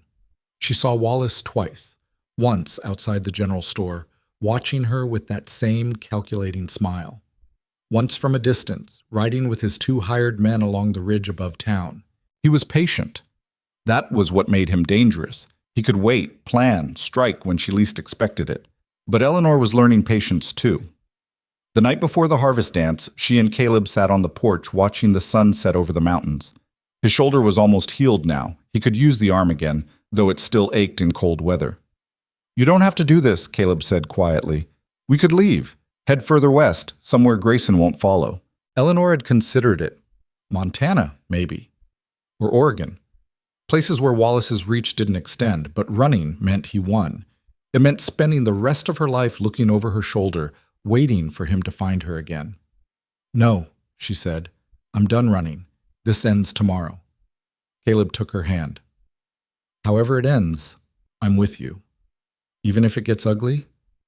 Especially then. Eleanor leaned against him, taking comfort in his solid presence. Tomorrow would bring confrontation, maybe violence. But tonight, she had this, quiet and safety, and the man she loved beside her. It would have to be enough. The harvest dance was held in Red Hollow's largest barn, cleared of equipment and decorated with lanterns and autumn leaves. By the time Eleanor and Caleb arrived, the place was already packed. Ranchers in their best shirts, wives in carefully mended dresses, children running between legs and causing chaos. Eleanor had chosen her outfit carefully. A simple blue dress Agnes had helped her sew, sturdy enough for work, but nice enough for celebration. And underneath, strapped to her thigh where no one could see, the knife she'd carried from Philadelphia, just in case. Wallace was there. Of course he was. Standing near the refreshment table with his 2 hired men flanking him, watching the door. When Eleanor entered, his eyes locked onto her immediately. He smiled. Eleanor smiled back and walked straight to the center of the room, Caleb at her side. The music was already playing, fiddle and guitar, lively and loud. Couples were dancing, the older folks watching from chairs along the walls. Agnes waved from across the room. Sarah Brennan was there with her daughters. Tom Fletcher stood with a group of ranchers, all of them watching Wallace with undisguised suspicion. The whole town knew what was coming. They'd positioned themselves like chess pieces, ready to move. Eleanor danced with Caleb first, ignoring the ache in her feet, the nervous sweat between her shoulder blades. Wallace watched, but didn't approach. Not yet. "He's waiting for something," Caleb murmured as they turned. "I know. He wants me isolated, vulnerable. Then stay in the crowd. Don't give him an opening." But Eleanor knew Wallace better than that. He'd create an opening if he had to. Sure enough, an hour into the dance, one of Wallace's hired men approached Agnes at the refreshment table. Eleanor couldn't hear what he said, but Agnes's face went pale. She scanned the room, found Eleanor, and gestured urgently. Eleanor made her way over, Caleb close behind. "What's wrong?" Agnes's hands were shaking. The man said there's a fire at your ranch, that someone saw smoke from the road, and we should send help immediately." Eleanor's blood went cold. A fire would draw Caleb away, leave Eleanor alone in town. It was exactly the kind of move Wallace would make. "It's a lie," Caleb said immediately. "A trick to separate us." "Probably," Eleanor agreed. "But what if it's not? What if he actually set fire to the ranch?" They stared at each other, both understanding the trap. If they ignored the warning and the ranch actually burned, they'd lose everything. If they split up to check, Wallace would have his opening. "I'll go," Fletcher said, appearing at Eleanor's elbow. He'd been listening. "Take a few men, ride out and check. If there's a fire, we'll handle it. You two stay here where there's witnesses." It was the smart play. Eleanor nodded gratefully. Fletcher gathered 4 ranchers and headed for the door. The moment they left, Wallace moved. He crossed the room with the confidence of someone who knew he'd already won, his 2 hired men trailing behind. The music faltered as people noticed, conversations dying mid-word. "Eleanor," Wallace said pleasantly, "we need to talk." "We have nothing to discuss." "I disagree. You see, I've been very patient, very understanding about your episode, but this has gone on long enough." Wallace pulled a paper from his coat, official-looking, stamped with seals. "I have a court order from a federal judge. It declares you mentally incompetent and names me as your legal guardian. It also invalidates your marriage on the grounds that you weren't competent to consent." Eleanor's stomach dropped, but she kept her expression neutral. "That's not possible. We established nothing. Your little frontier justice means nothing to actual law." Wallace's smile widened. "I'm authorized to take you into custody by force if necessary and return you to Philadelphia for proper medical evaluation." "The hell you are," Caleb growled, stepping forward. One of Wallace's hired men moved to intercept him, a huge man with scarred knuckles and a face that said he enjoyed his work. Caleb was still healing, in no condition to fight. Eleanor grabbed his arm. "Don't." "Listen to your wife," Wallace said mockingly. "Oh, wait, she's not your wife anymore. According to this court order, she never was." The room was completely silent now, everyone watching, waiting to see how this would play out. Eleanor felt the old fear trying to claw its way up her throat. Wallace had the law on his side. He always did. He'd anticipated every move, prepared every document, stacked every advantage, just like he had back in Philadelphia. But Eleanor wasn't the same woman who'd fled that house. She'd survived a Wyoming winter. She'd saved 7 men from a blizzard. She'd built a life here worth fighting for, and she was done being afraid. "No," Eleanor said clearly. Wallace blinked. "I'm sorry?" "I said no. I'm not going with you. Your court order doesn't mean anything here. It's a federal order from a judge in Philadelphia who's never met me, who based his decision entirely on your testimony." Eleanor's voice got stronger. "You know what I think? I think that order is fake. I think you forged it, just like you forged my father's will to steal his estate." Wallace's smile froze. "Careful, Eleanor. Slander is a crime. So is murder." Eleanor stepped forward, and Wallace actually took a step back. "You poisoned my father. I know you did. That tea you gave him, it wasn't medicine. It was arsenic or something like it. You killed him to get his money, and then you kept me around because beating me made you feel powerful. That's insane. Is it? Then explain the scars. Eleanor started rolling up her sleeve. Explain the burns. Explain why I ran 3,000 miles to get away from you. You ran because you were unstable. I ran because I was afraid you'd kill me too. Eleanor's voice rang through the barn. Just like you killed my father. Just like you would have killed me if I'd stayed. The crowd murmured. Several people looked at Wallace with open disgust. Wallace's composure was cracking. You have no proof. I have these. Eleanor shoved her sleeve up to the shoulder, revealing every scar, every burn, every mark his fists had left. Then she reached for the collar of her dress. Caleb touched her arm gently. Eleanor, you don't have to. Yes, I do. She pulled the collar aside, showing the scar on her collarbone where Wallace had put out a cigarette. This is what 3 years with Wallace Grayson looks like. This is what his care and guardianship meant. Women in the crowd gasped. Several men made angry sounds. Agnes was crying openly. Wallace looked around and seemed to realize he was losing the room. His pleasant mask slipped completely. You ungrateful little... He lunged forward, grabbing for Eleanor's arm. Caleb moved to intercept, but the hired man caught him, twisting his still-healing shoulder.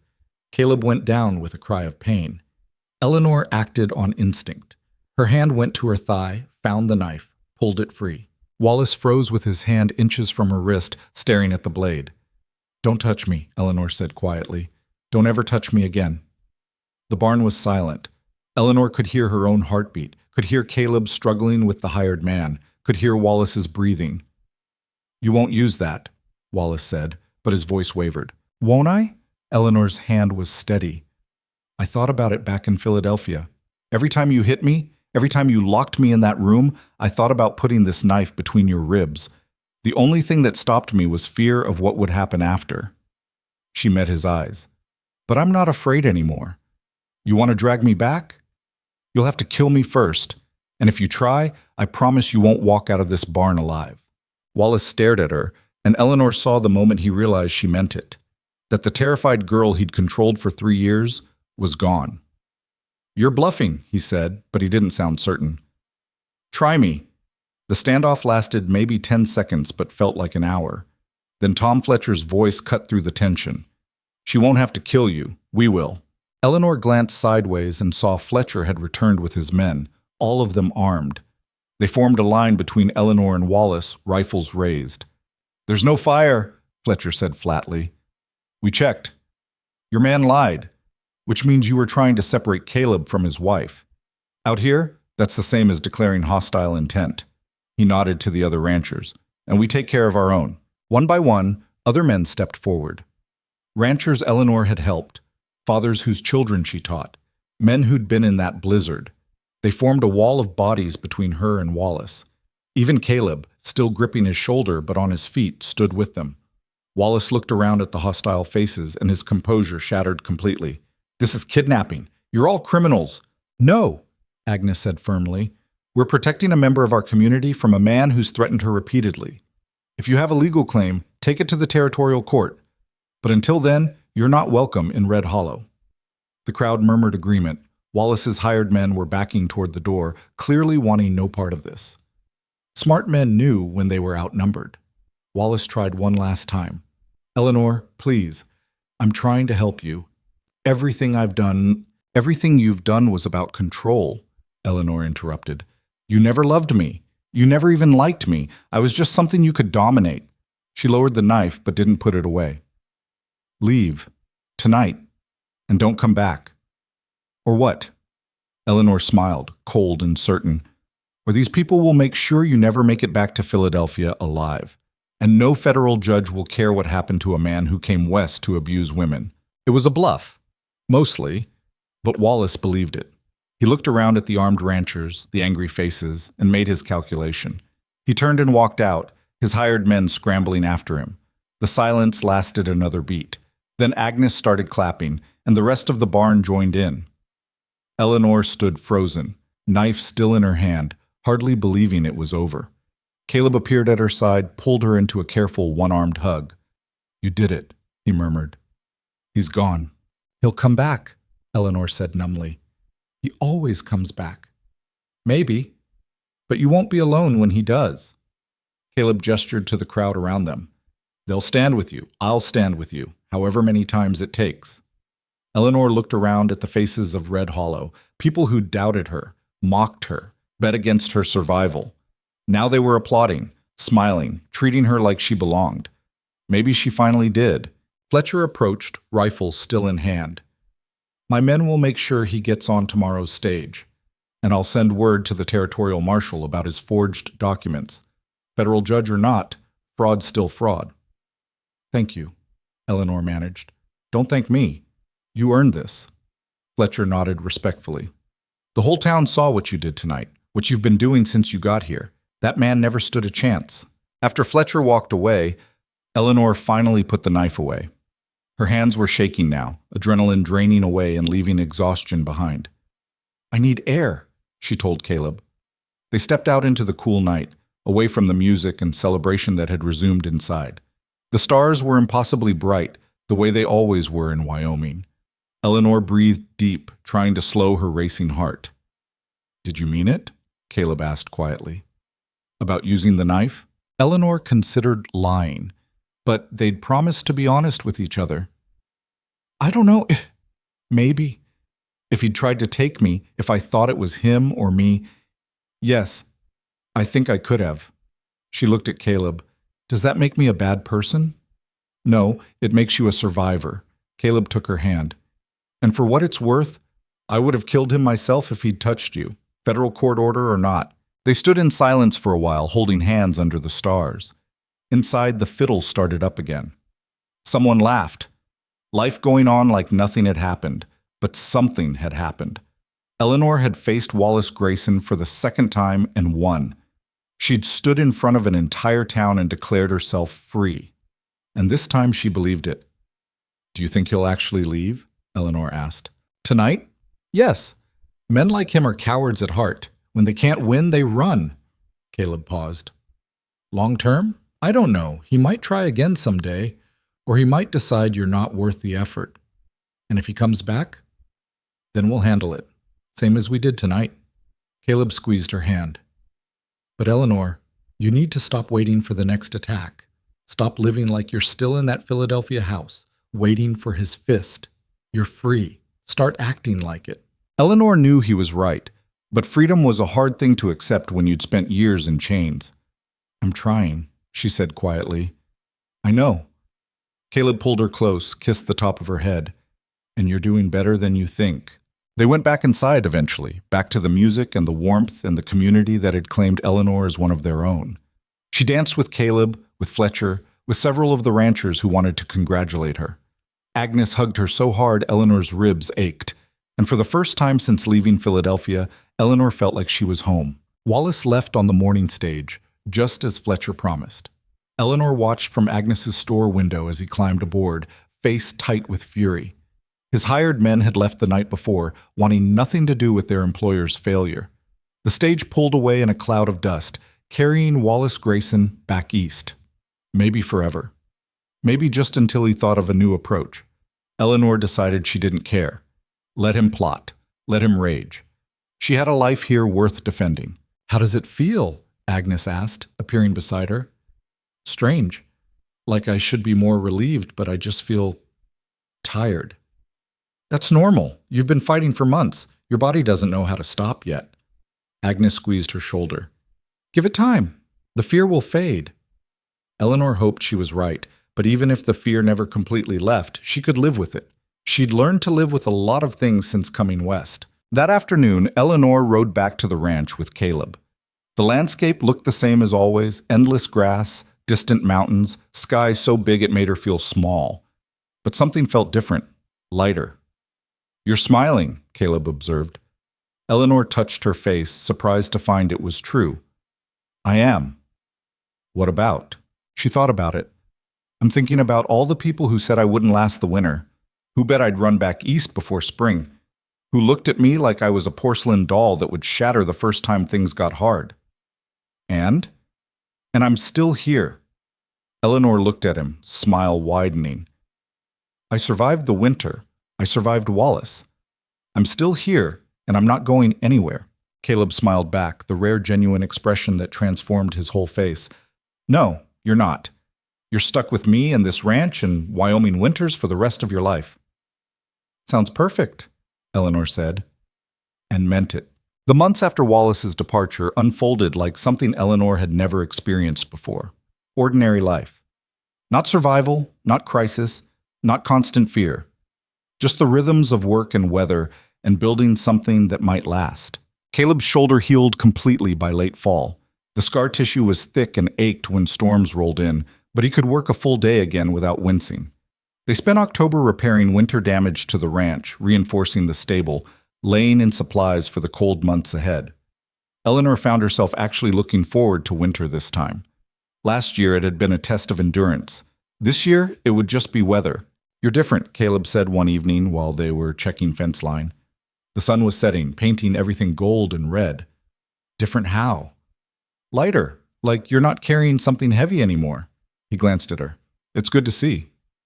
Eleanor realized he was right. The constant tension in her shoulders had eased. She slept through most nights now without jerking awake, convinced Wallace was at the door. The knife stayed in a drawer instead of under her pillow. I didn't notice it happening, she admitted. But yeah, I feel different. What she didn't say was that she still checked the horizon sometimes, still felt her pulse spike when strangers rode up to the ranch. The fear hadn't disappeared, it had just stopped running her life.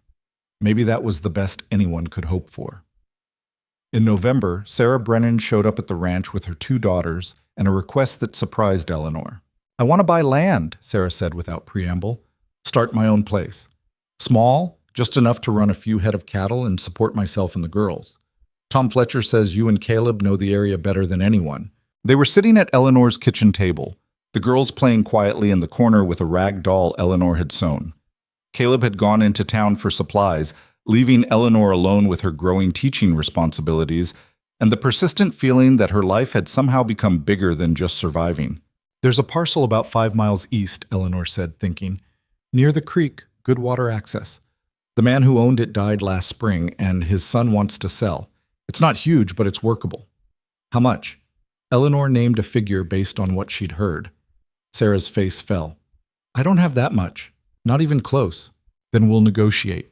The son lives in Denver. He just wants it off his hands. And if money's still short, we can work out a trade. You help with the ranch work here, I'll help you build on your land. Sarah stared at her. You do that? Why wouldn't I? Eleanor poured more coffee, surprised by the question. You helped me when I needed it. This is what people do. But she could see Sarah didn't quite believe it. Women helping women own property, build independence, it wasn't common. Most would say Sarah should just find another husband. Eleanor had spent her whole life hearing what women should do. She was done with should. Over the next weeks, Eleanor became something she'd never planned to be, an advocate for women who needed a way out. Sarah was just the first. A woman named Margaret showed up in December, fleeing a violent husband in Kansas. Then Ruth, whose brother had been controlling her inheritance. Then Anna, barely 18, running from an arranged marriage she hadn't agreed to. Eleanor took them all in, fed them, housed them temporarily, helped them find work or land or whatever they needed to build a life on their own terms. Caleb watched this transformation with quiet amusement. You know what you're doing? He asked one night after they'd settled Margaret in the spare room they'd built onto the house. Helping people? Building a refuge. This ranch is becoming known as the place women can run to. He wasn't criticizing, just observing. That's going to bring attention, maybe trouble. Eleanor had thought about that. Some of these women had men looking for them, husbands, fathers, brothers who thought ownership was the same as love. Let it bring trouble, she said. We'll handle it. Caleb smiled. Yes, we will. The real test came in January when a man named Robert Chen showed up looking for his wife. Eleanor recognized the type immediately, well-dressed, pleasant smile, rage simmering just beneath the surface. He rode up to the ranch mid-morning while Caleb was moving cattle, knocked politely on the door, and asked if Eleanor had seen a woman matching his wife's description. She had. Anna Chen was currently living in the bunkhouse, learning to work cattle from Tom Fletcher's ranch hands. No, Eleanor said calmly. Haven't seen anyone like that. Robert's smile tightened. Are you sure? Because I have reason to believe she came this direction. Young, Chinese, about this tall. He gestured, wearing a green traveling coat. The coat was hanging in Eleanor's mudroom right now. I'm sure, Eleanor said, but I'll keep an eye out. Where can you be reached if I hear anything? The boarding house in Red Hollow. Robert studied her face, looking for tells. Eleanor had gotten good at hiding them. I'm her husband. She's not well, prone to confusion, flights of fancy. I'm worried about her safety. The same words Wallace had used, the same concerned tone. Eleanor felt her hand drift toward the rifle, leaning beside the door. I understand, she said pleasantly. If I see her, I'll let her know you're looking. After Robert left, Eleanor went straight to the bunkhouse. Anna was mucking stalls, face tense. He found me, Anna said without preamble. I saw him ride up. Did you tell him? I told him nothing. Eleanor closed the door behind her. But he's not going to give up easily. Men like him never do. Anna's hands tightened on the pitchfork. She was small, delicate-looking, but Eleanor had learned that appearance meant nothing. This girl had walked 300 miles to escape her marriage. What do I do? Anna whispered. Eleanor thought about running, about hiding, about all the ways she'd tried to make herself invisible back in Philadelphia. None of them had worked. You stand your ground, Eleanor said finally. You tell your story, and you let the people here decide who to believe. They'll believe him. Men always, not here they don't, not anymore. Eleanor touched Anna's shoulder. Trust me. That night they gathered at Agnes's store, Eleanor, Caleb, Fletcher, Agnes, Sarah, and half a dozen other ranchers. Robert Chen was invited too, though he didn't know it was a setup. When he arrived, he found his wife sitting at the table surrounded by armed ranchers. Anna, Robert said, all warmth and relief. Thank heavens. I've been so worried. Don't, Anna interrupted. Her voice shook but held firm. Don't pretend you care. Don't pretend this is about my safety. Robert's expression flickered. Sweetheart, you're not well. These people have confused you. These people saved my life. Anna stood facing him across the table. You want to know why I ran? Tell them what you did. Tell them about the bruises, the broken rib, the time you held my head underwater in the bath until I passed out. Silence. Robert's pleasant mask cracked. That's not... She's exaggerating. She fell. I tried to help.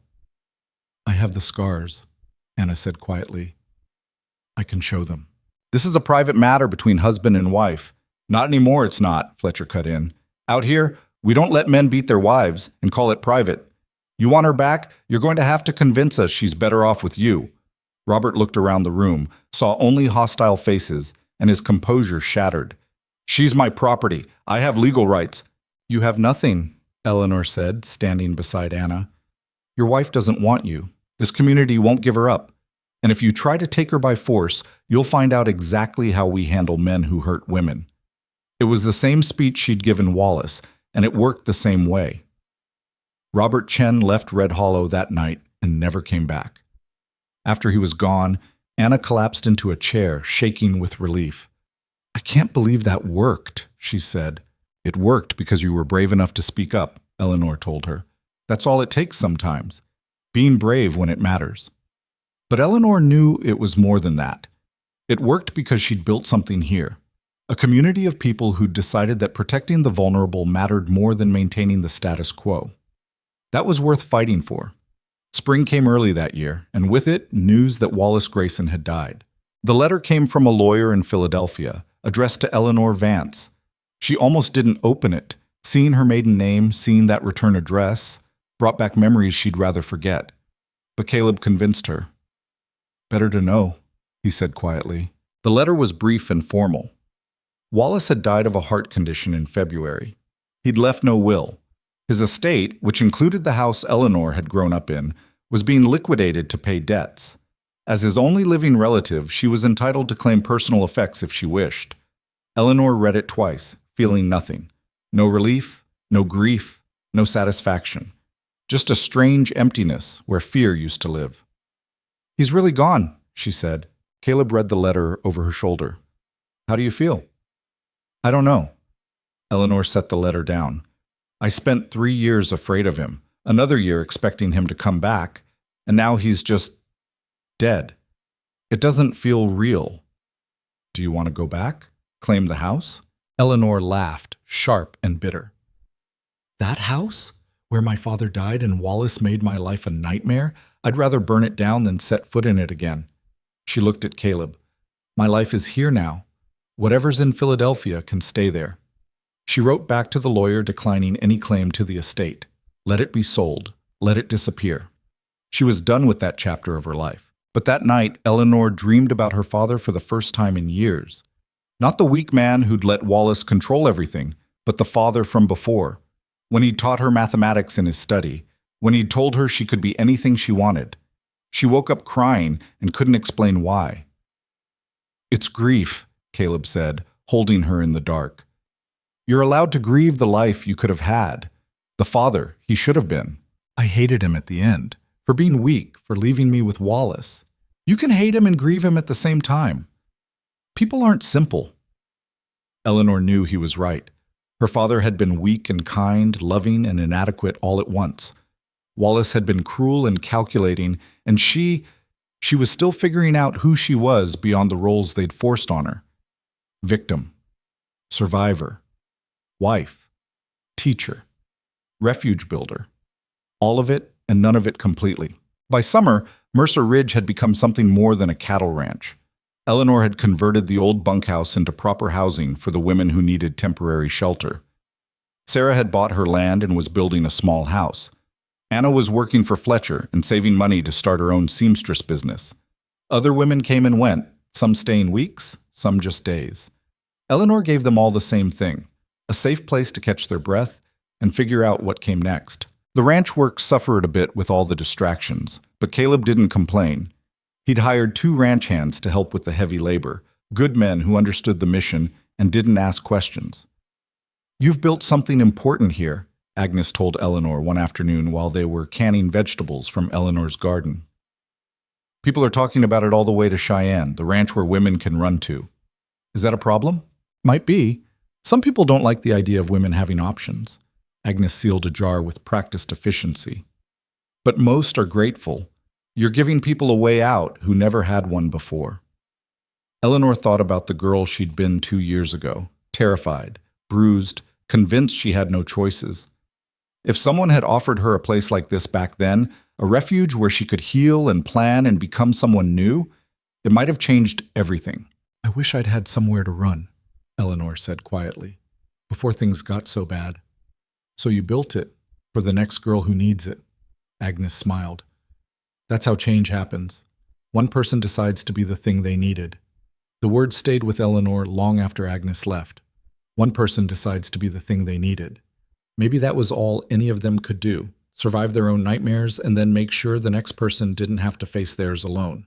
In August, Eleanor discovered she was pregnant. She'd suspected for a few weeks, but hadn't said anything, afraid to name it in case she was wrong. But when the morning sickness started and her courses stopped, there was no denying it. She told Caleb while they were checking the cattle in the upper pasture. The words just came out, unplanned and awkward. I'm pregnant. Caleb's horse stopped walking. He turned to stare at her, expression unreadable. You're sure? Pretty sure.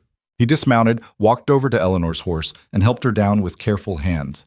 Then he just held her, face buried in her hair, not saying anything. You okay? Eleanor asked when the silence stretched too long. Yeah, Caleb pulled back to look at her. I never thought I'd have this. A family, a wife I actually love, a child on the way. His eyes were suspiciously bright. I thought my life would be work and loneliness until I died. Eleanor touched his face. Mine too. I thought I'd either die in that Philadelphia house or spend my whole life running. And now I'm here. With you, building something that matters. She smiled. Scared out of my mind, but here. Caleb laughed, the sound surprised out of him. Scared is smart. Raising a child out here, it's not going to be easy. Nothing worth doing is. Eleanor had learned that lesson thoroughly. They told Agnes first, then Fletcher, then Sarah. Word spread through Red Hollow like wildfire. Eleanor Mercer was expecting. The woman who'd survived the blizzard, stood up to her abusive stepbrother, and built a refuge for desperate women was going to be a mother. People brought gifts, hand-sewn baby clothes from women Eleanor had helped, a carved cradle from one of Fletcher's ranch hands. Agnes organized a group of women to help prepare the house for a child. Eleanor was overwhelmed by the kindness. 2 years ago, these same people had bet she wouldn't survive the winter. Now they were celebrating her future. The pregnancy was hard. Morning sickness lasted through the 4th month. Her back ached constantly. By December, she was so large she could barely reach the stove to cook. But she'd never been happier. Caleb treated her like she was made of glass, which annoyed and touched her in equal measure. He wouldn't let her lift anything heavy, insisted she rest every afternoon, panicked when she had a normal ache or pain. "I'm pregnant, not dying," Eleanor told him for the 100th time. "I know, but I'm allowed to worry. You're allowed to trust me too. I know my own body." Caleb pulled her close, hand resting on her swollen belly. "I almost lost you so many times. The blizzard, Wallace, 100 things that could have gone wrong. I'm not taking chances now." Eleanor softened. Fear was love in disguise sometimes. "Okay, but if you try to stop me from teaching the children, we're going to have words." "Wouldn't dream of it." The baby came in late March during a spring snowstorm. Fitting, Eleanor thought, that her child would arrive the same way she had, fighting through bad weather to reach safety. The labor was brutal. 20 hours of pain that made Eleanor understand why women feared childbirth. Agnes and Sarah stayed with her the whole time, coaching her through contractions, wiping her face with cool cloths, telling her she could do this. Caleb paced outside like a caged animal until Agnes finally let him in. "She wants you," Agnes said simply. Caleb took Eleanor's hand and she gripped it hard enough to leave marks. "I can't," Eleanor gasped between contractions. "I can't do this." "Yes, you can." Caleb's voice was steady, certain.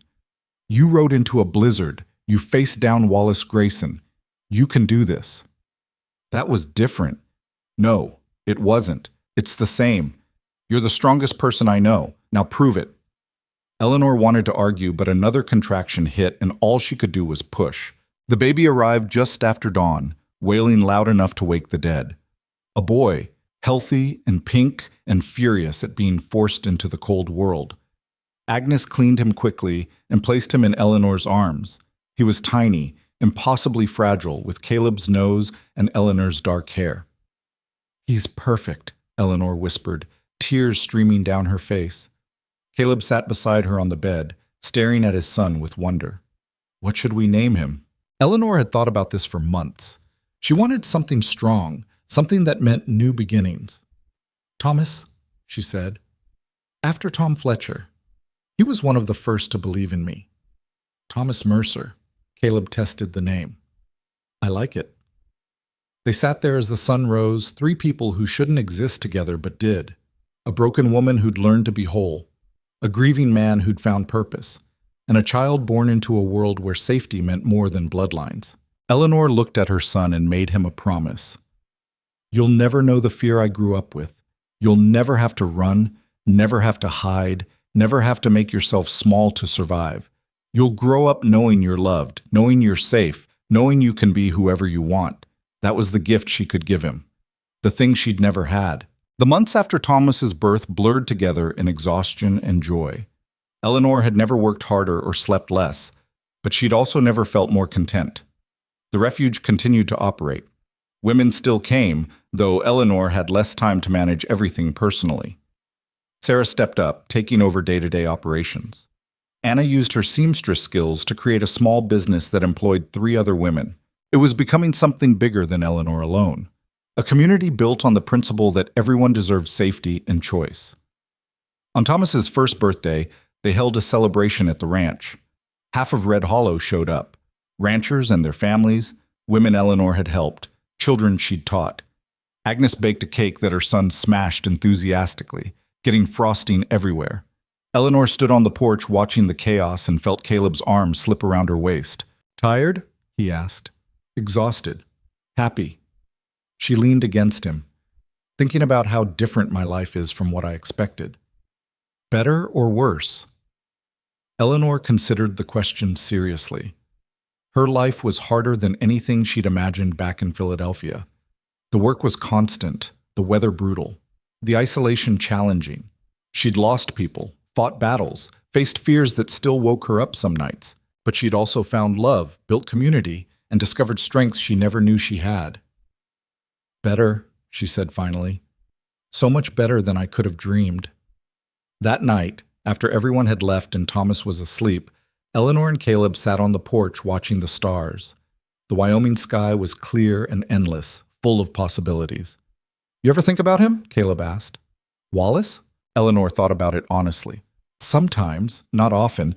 When I do, I mostly feel nothing. He was a nightmare I survived, but he doesn't define me anymore. What does? This. Eleanor gestured at the ranch, the land stretching into darkness. The life I built, the people I've helped, the family I chose. She looked at Caleb, the man I love who loves me back. That's who I am now. Caleb kissed her, gentle and sure. You know what I think? What? I think you saved yourself. I was just lucky enough to be here when you did. Eleanor wanted to argue, wanted to give him credit for the safety he'd provided, the space he'd created for her to heal. But maybe he was right. Maybe salvation was always something you did for yourself and other people just helped hold the door open. We saved each other, she said. How about that? I can live with that. Years passed. Thomas grew into a wild, fearless child who climbed everything and feared nothing. Caleb's shoulder healed completely, except for the scar he'd carry forever.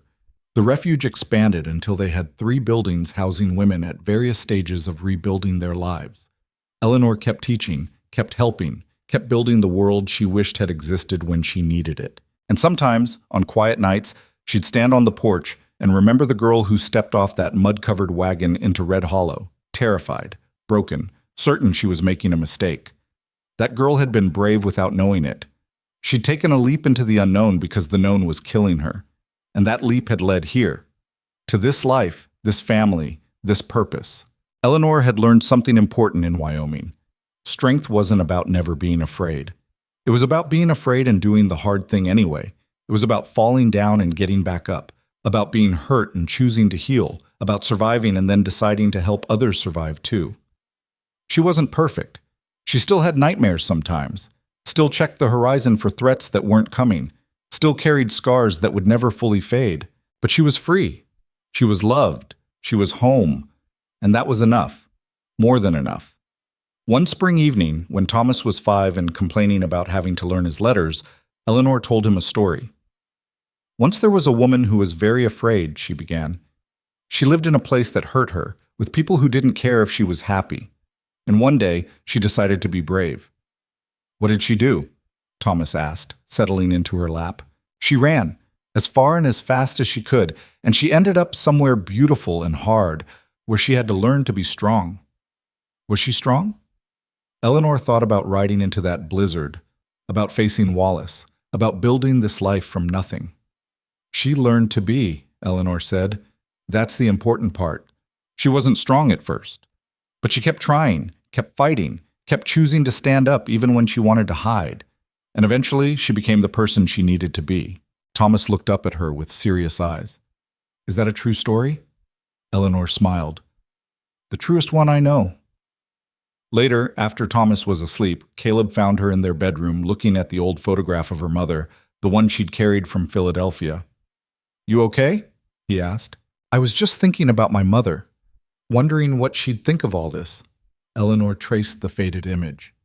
She died when I was young. I barely remember her, but I hope, her voice caught, I hope she'd be proud. Caleb wrapped his arms around her from behind. She would be. How could she not? You survived. You built something beautiful. You're raising our son to be kind and strong. That's everything. Eleanor leaned back against him, feeling the solid warmth of his presence. This man who'd given her space to heal, who'd stood beside her through everything, who'd loved her without trying to own her. Thank you, she said quietly. For what? For being patient, for seeing who I could be when I couldn't see it myself, for building this life with me. Caleb turned her to face him. Eleanor Mercer, you're the best thing that ever happened to me. I should be thanking you. They stood there in the lamplight, two broken people who'd somehow made each other whole, and Eleanor thought about how strange and wonderful life was. How you could start out terrified and end up brave. How you could run from one nightmare and find your way to something like peace. She'd come to Wyoming looking for escape and found purpose instead. She'd married a stranger and discovered partnership. She'd been afraid and learned courage. And now, standing in this house she'd helped build, with the man she loved and the child she'd brought into the world sleeping down the hall, and a community of strong women she'd helped create, now she was exactly who she was meant to be. Not perfect, not unscathed, but free. And that made all the difference. Outside, the Wyoming wind swept across the plains, carrying the scent of sage and possibility. The stars wheeled overhead in their eternal dance, and Eleanor Mercer, once Eleanor Vance, once a frightened girl with bruises hidden under her sleeves, she was finally completely home.